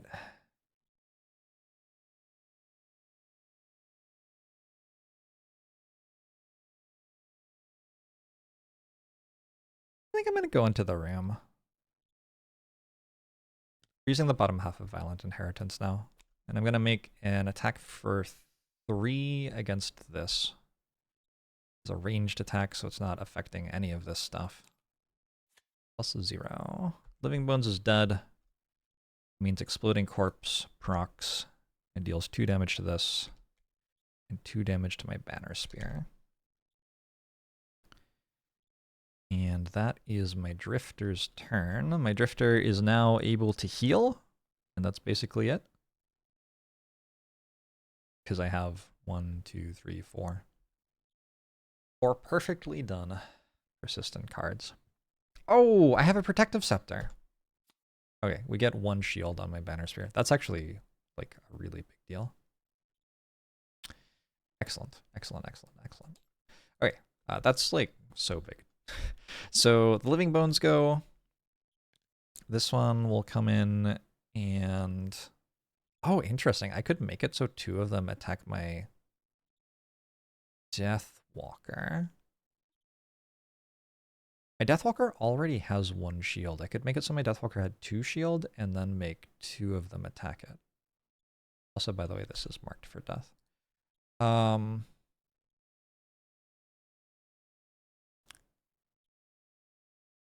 Okay, let's do it that way. So this is going to attack my Banner Spear. It attacks twice. My Banner Spear is giving enemies disadvantage on attacks. So +0 for the first one. -1 for the second one. And then because it's standing here, now this, when it searches for a melee target, will no longer go to my Banner Spear. So I actually could choose. If I moved it here, it would have attacked my Banner Spear too. If I move it here, it attacks my Deathwalker. Okay. Now my Deathwalker, I've given Protective Scepter from both of these. So when Living Bones 5 attacks it, that doesn't deal damage and that doesn't deal damage. And when Living Bones 6 attacks it, that doesn't deal damage. That one deals 2. That's reasonable. That's allowed, I guess. And then the Living Doom moves. It takes 1 damage from its wound. And then attacks my Banner Spear with disadvantage. The attack is for 4. -1 is for 3. Do I have my Heater Shield? I do. Okay. So I go to 1. And I have Doom on me. I've never applied this before. Bane, sorry. I have Bane on me. Nobody cared who I was until I took off the mask. Put on the mask? Put on the mask. Believe it or not, that's not a filter. That was just my real voice. They call it talent. That's the end of the round. I'm feeling pretty good. I'm still feeling pretty good. I have to stop my Drifter from getting attacked this turn, I guess. Because I've put my Drifter in a very awkward spot where enemies definitely want to attack it. We can move at 14 initiative and just get out of the room, probably. I also need to make sure I don't exhaust on my Drifter. No cards left here. All right, let's take a short rest with the Bone Shaper. Exploding Corpse. Kind of like this one. I feel like using Exploding Corpse deals a good amount of damage to these too at some point. Maybe not right now though. We can lose it. We can lose it. The other thing that's going on is I have to win the mission before my drifter exhausts, because if my drifter exhausts, I no longer get all of my glorious rewards.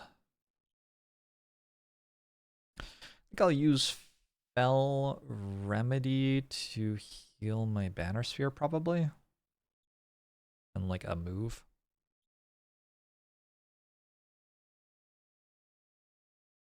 So a Fell Remedy and a move 4.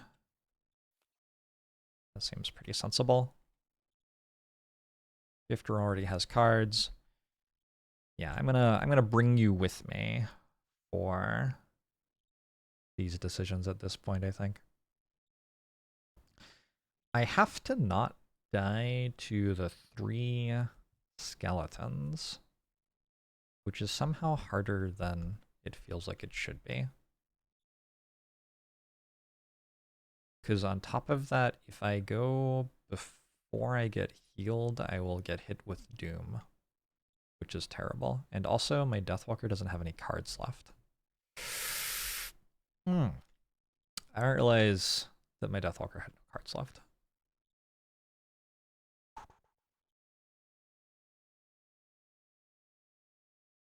So my Banner Spear has no health. My Deathwalker has no cards.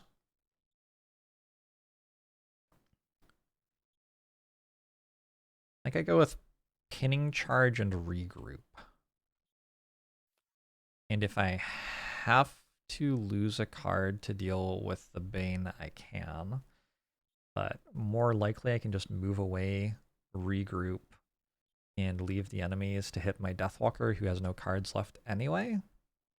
I think is kind of the idea. So I'm thinking about long resting with my Deathwalker, so I can lose a card, and then lose another 2 cards, and then I die. But I will have never used a potion as I die. So we'll call that worth, I think.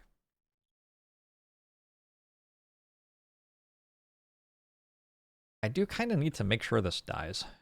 I need something to deal 1 damage to it. I'm relying on the skeleton right now. Oh, the skeleton should do it, though. That should be fine. It might move fast, which would be awkward. I think somehow or other, this is going to end up being an okay turn, though. I have no way to... Ooh, move the character token on one of your persistent abilities backward 1 slot. So I can use Sustained Momentum this turn. And then next turn, I will be able to reclaim Fortitude and use Fortitude to move whatever I move back forward again, and I can get 1 more attack out of my Drifter. Unfortunately, because I have these cards which care about taking incoming damage, I can't even have my Drifter stand still and tank for me. So, I don't know. There's still 3 summons, and I do still have to kill them somehow. It's not quite over yet.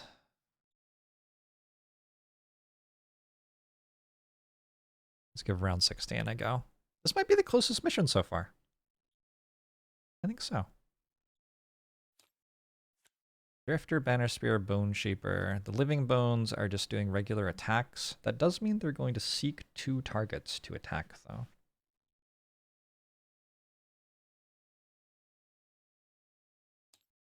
Living Doom is also just doing a regular attack. It will summon darkness for me when it does. I think it'll be dead by then. So, like I said, the skeletons are going to try to find 2 targets to attack. So one way I can defend myself against that is to spread out. They have, what, 3 move?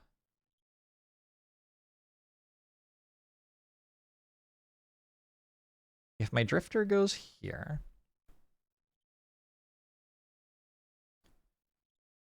my Drifter can move here using Winged Shoes, which I haven't used yet this mission. So it's not a move for like 4 or whatever, it's just a move of 2. And then I move the character token on one of my persistent abilities back. It doesn't really matter which one, does it? Next turn I will be using Fortitude. It's my Drifter's turn, not the best turn, but it's what I could do.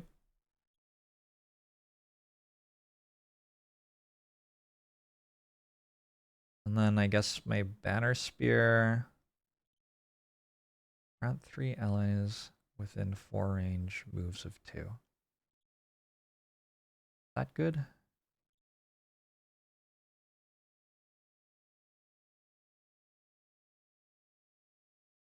Or do I have to just move? Or alternately, I could even pinning charge something. But everything's in melee range of my Deathwalker anyway.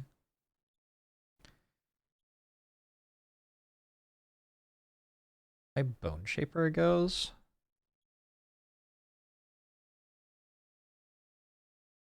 What order are these gone? This one's first. They move 3. 1, 2, 3.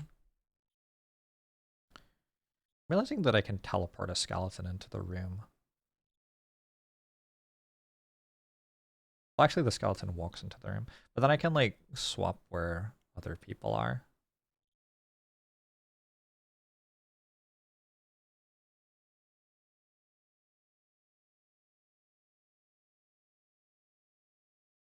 This is really tricky.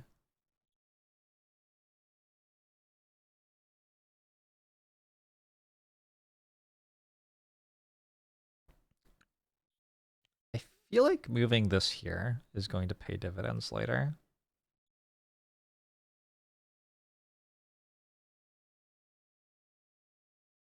And then I want to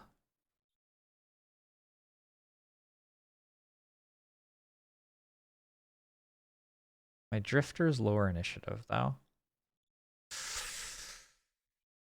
Oh.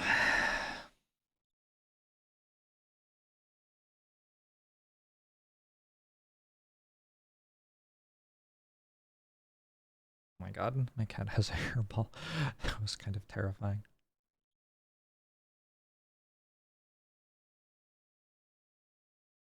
Alright, this is a very thinky spot. Let's put you back here again. So the thing I'm trying to do is make it so these can't attack 2 targets at once. As little as possible.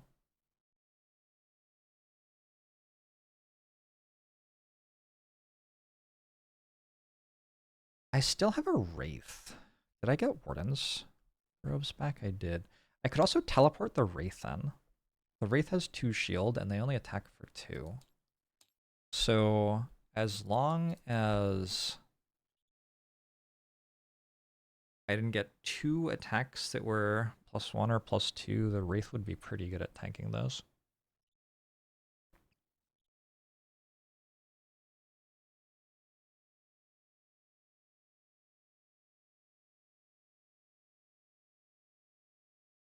So I am still left trying to work out what move I'm actually making. I wonder what happens if I bring the banner into the room a little bit. Like, what if the banner was there? Now I have range to it for more of my people. That also means that the skeleton will move here. Is that good? I don't know.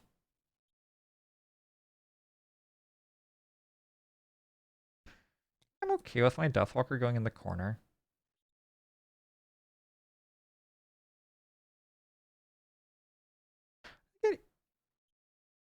I think this breaks again. I'm gonna put my skeleton here. It's just gonna have to be okay.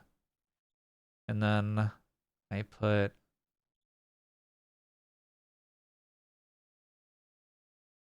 my Drifter has to go over here now, which is still okay. And nothing's going to target my Drifter. And then I end the turn by regrouping, which gives me +2 health and makes it so I am no longer baned. Whew. Okay, that was some sort of turn. I have done something. Let's find out if it was good or not. First up, my Wraith goes. My Wraith is going to attack this. It's actually kind of awkward if I kill, I think. I got +0 and a curse. So I do have the banner and I have poison. So that does deal 1 damage. Adds a curse to the enemy deck. It did not kill though, which means that my skeleton also makes an attack against this enemy and crit misses. So the enemy's still alive. It does die to its wound, fortunately. Now my Bone Shaper gets a turn. Oh, my Bone Shaper can't walk in now. Well, that actually is kind of irritating. How many cards do I have? I'm gonna summon a skeleton right in front of me, I guess. And Fell Remedy myself afterwards. Oh, I have to target an ally.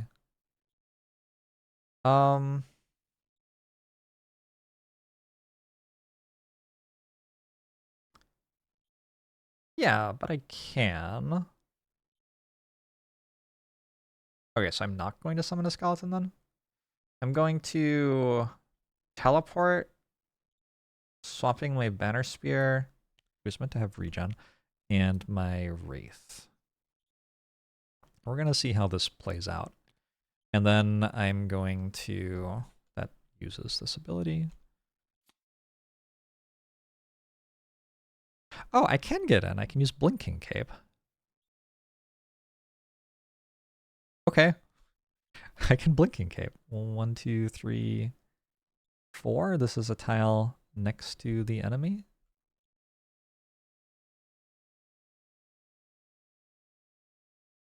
And wow, that's actually really good.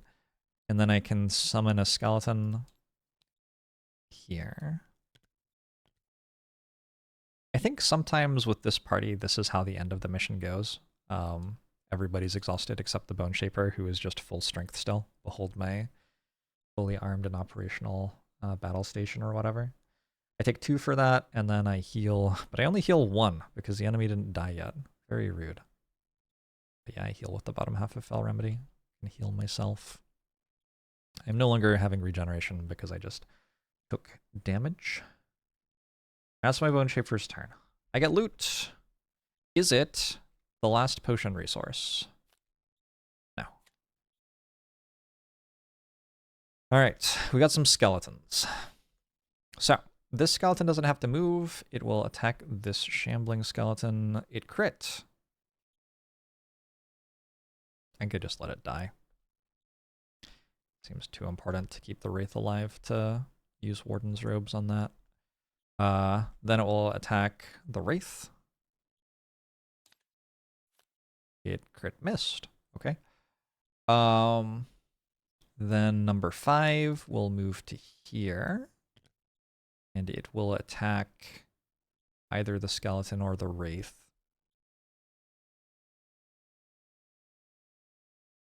I'll have it attack the Wraith. +1, so it's hitting for 3, is that right? It is. So I have to use Warden's Robes to keep the Wraith alive. Too bad. And then I'm also going to attack the Deathwalker. Crit miss, okay. And then the last one is going to move here and attack the Wraith. Oh, fuck. Oh, that's really bad. Hopefully that doesn't lose me the entire mission. That seems really bad though. I think I'll be okay. I think I'll find a way to finish killing them, but yeah, that's not good. I didn't have to have the Wraith get attacked by the previous one. And we also attacked the Bone Shaper, and somehow we drew a crit miss again, which I thought I'd already drawn that crit miss this turn. Was it a curse? Oh, maybe I ran out of, I think I ran out of cards in the deck, so I had to reshuffle it. I've never done that before. Okay, well, I rolled a crit miss, a crit, a curse, and a crit miss again in 6 attacks, which is some sort of an achievement.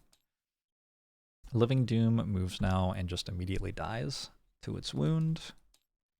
And then my Deathwalker takes a long rest. So my Deathwalker does get a card back, and I guess it will be Strength of the Abyss, because Fluid Knight isn't doing much for me here.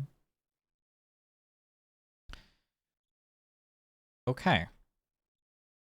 And that is the end of round 16. We've got 3 skeletons left to kill and some loot to pick up.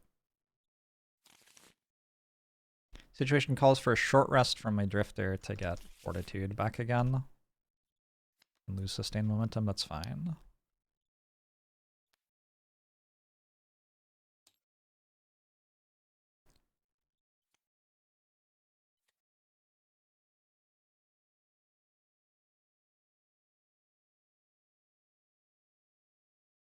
This is very much coming down to the wire.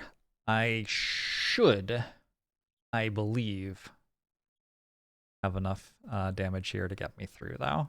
We're like on our last turn with Deathwalker. We are very close to our last turn with Drifter. Our Banner Spear and Bone Shaper have enough cards that we should be able to win the mission, even if those two run out of stuff, though. Living Bones are moving at 20. They're healing themselves. Well, I haven't dealt any damage to them yet, so I guess that's fine. They are trying to move in to take double attacks, which means my Drifter's in danger, but fortunately I am able to move my Drifter at 14 initiative. So I'm going to start my turn by moving my Drifter somewhere. I can either move my Drifter here, at which point I am still in danger later, or I can move my Drifter up here. But if I move here, I get the Banner of Strength. So I think that's the trump. So I'm going to move with prudent preparation, and then I'm advancing this with fortitude to make an attack for 4 with piercing on this living bones. Make sure I don't have any ways to make that attack deal more damage. Nope. Drew a -1. It's too bad. Still deals 3. I guess, like I said, it just heals. but still, that's cool. All right, the living bones now. So first number 2 goes, and it actually only moves 1 tile. Its target is my Bone Shaper. Its target is this skeleton. It can't get closer to this skeleton with a 1 tile move. So that's its turn. It heals.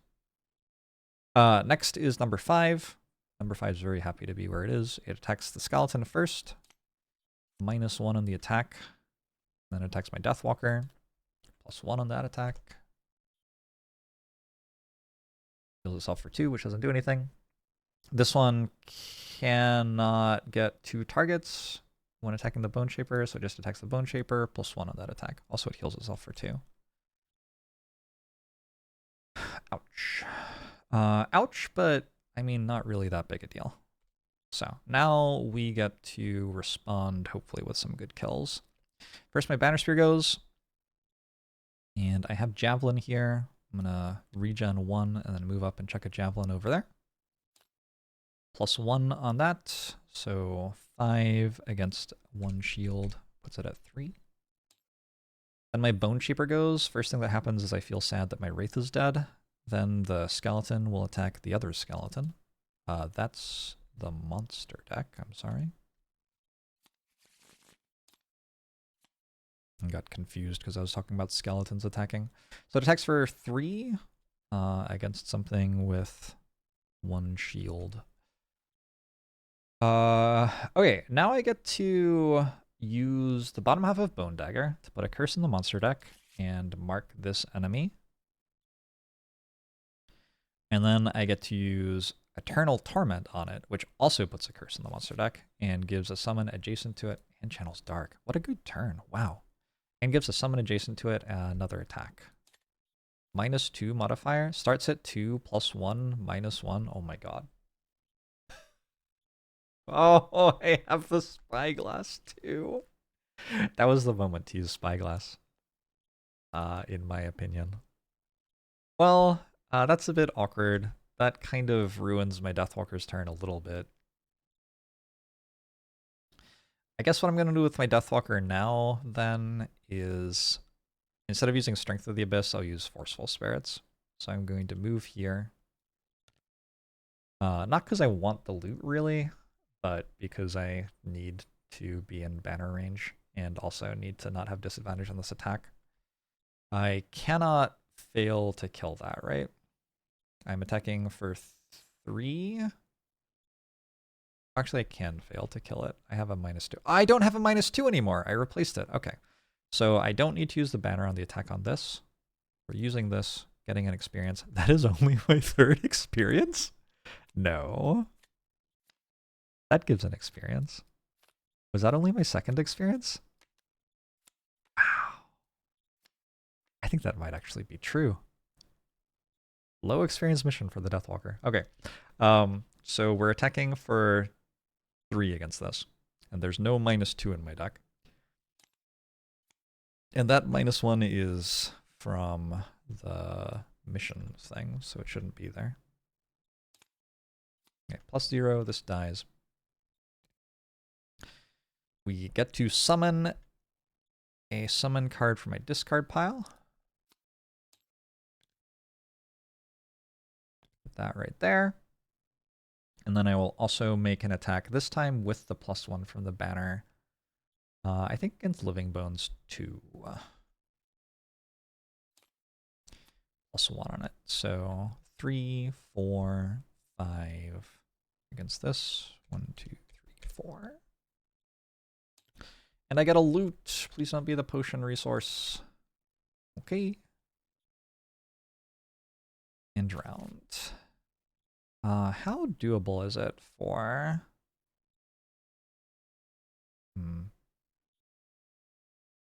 Do I still have... I don't have Corpse Explosion. This would be such a good Corpse Explosion right now. Just like instantly end it all. So I probably want this to end in 2 turns. And I think that is probably doable as well.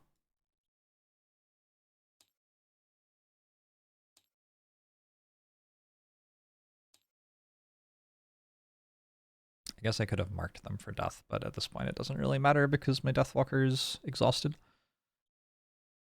Yeah.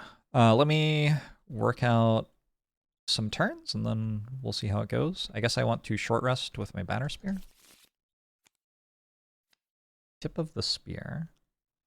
I can fly. Jump. I probably want to keep a move 4. Although, like, I don't know. No, I want to keep a move 4. Alright, we'll reroll that. I take 1 damage. I am no longer regenerating. I'm back to 3 health. Okay. I'll just actually talk through this part with you. This is the very end. It's kind of exciting. So I don't have much in the way of damage, but I guess Javelin's probably my best damage card, and then I have to move into the room to be able to use it. Oh, what I'm allowed to do, I can actually force an exhaust on my Deathwalker by choosing to short rest, which means that at the start of this turn I don't have 2 cards anymore, which exhausts me. And at that point, if I've done that, I no longer... Oh, I didn't use a potion, so I succeeded. I no longer at that point need to move 4, huh? So instead, I could go earlier in the turn.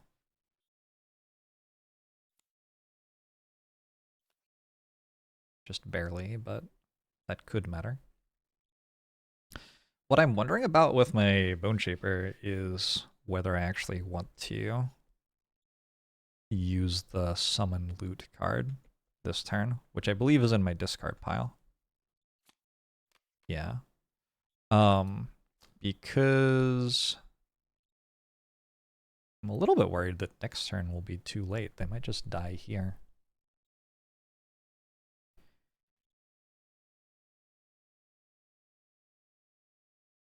Let's focus on winning first, I guess, and then we can worry about looting second.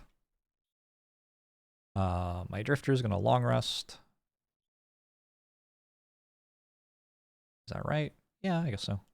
And my Deathwalker is already done. So I only have like 2 characters at this point. My Drifter will get some cards back and then won't use them anyway. I guess I have a Protective Scepter next turn. Okay, what are they doing? They are moving and attacking. that is mostly fine. They don't have to move at all. They're already where they will be.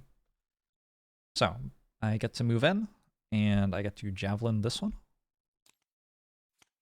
That really feels like such a bad crit mess. We'll see what the consequences of that are. They might be significant, but there's nothing I can do about it now. The enemies move now. So number 2 is going to move up to here, and then it's going to attack, I guess, this skeleton first. -1 on the attack modifier means it hits for 0. +0 means it hits for 1. And then this one can just stay right here, and it will attack my skeleton first. -1. Okay. Okay, huge. +1 on that does mean it hits for 2. So my Bone Shaper's down to 1 HP. But yeah, I think those modifiers were enough to clinch it. I'm not sure which skeleton's meant to move first. This one was the most recently summoned, so this one moves first. Bone Shaper's turn. We have an attack here, +1. So 2, 3, 4, dead. And then here, null. Okay. So I can probably end the fight right now. But I actually really badly want the loot. And let's see. My Drifter's not exhausting next turn. I don't think I'm in much danger. So I think instead of ending the fight here, I'm going to...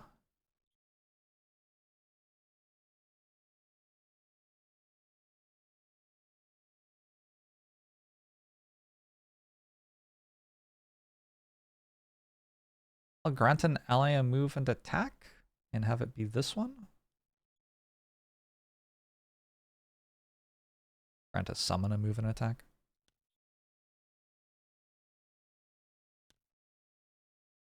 I'll move first, and then I'll move and attack from here so that this can come up here next turn. +1 on that one, so 1, 2, 3, 4, -1 from shield is 3. Oh, but I don't actually like that much because now it isn't next to the loot anymore. That's still probably fine. Drifter loses a card, reclaims this, gets these back. And we go into what will hopefully be the last round. How many cards has my Banner Spear used? Okay, I can use Tip of the Spear this turn. And then we need to short rest. Losing Foul Remedy is fine, as long as it's not the card that loots. It is fine to lose whatever. And I'm going to use Eternal Torment and...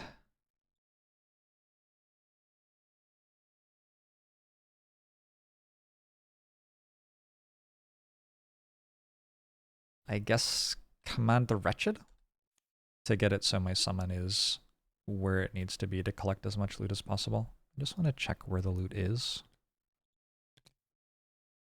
There's 2 loot there, okay. And that's all of it right now. So that should always kill. It does go really slow, but probably my Banner Spear just kills before that even happens. Drifter's long resting, and Deathwalker's already dead.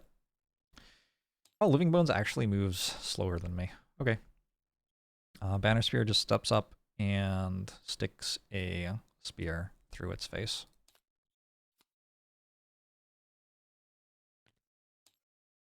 GG. Last enemy dead. I succeeded at Layabout. Succeeded at Slowpoke. Have 5 or more total cards in your hand and discard pile at the end of the scenario. 1, 2, 3, 4, 5. I succeeded at that.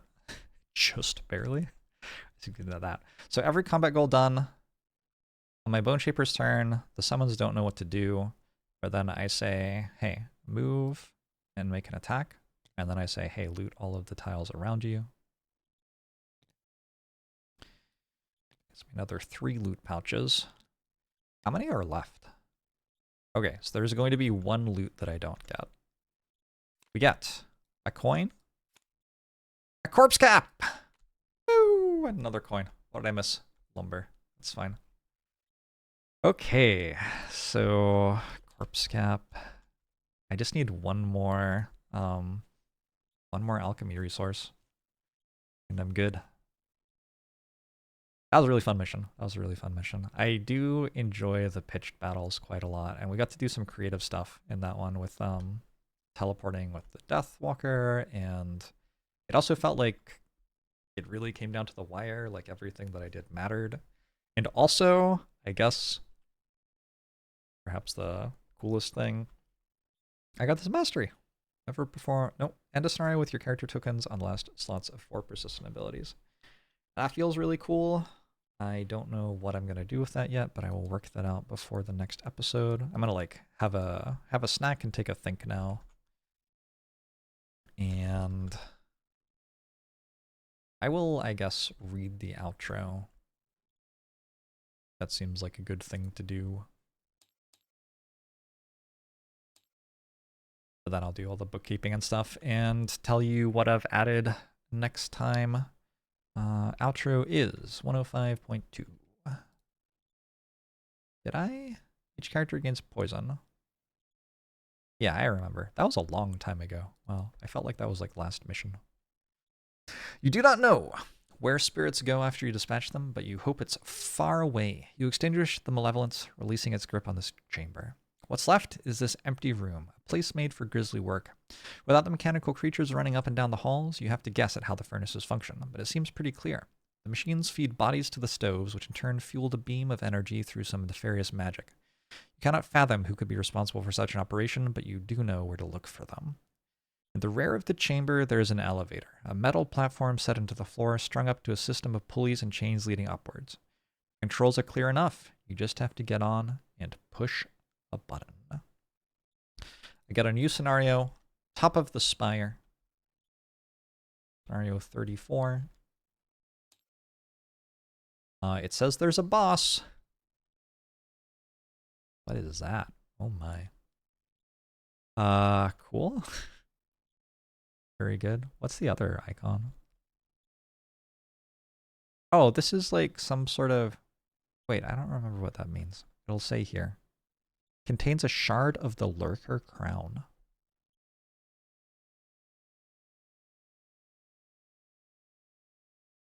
Am I meant to have a shard of the Lurker Crown already? Is that a shard of the Lurker Crown?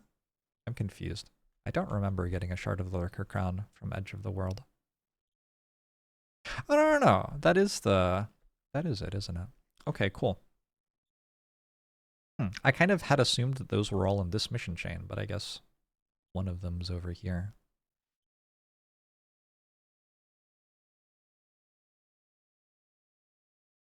Excellent. Yeah, and what was the other thing I wanted to do? I wanted to just gain these perk checks. So I will have another perk for my banner spear, 2 for my drifter, doesn't get me 1. 1 for my bone shaper, doesn't get me 1. And 1 for my deathwalker, doesn't get me 1. But really good work on the combat goals. And yeah, I will do some bookkeeping and see you next time.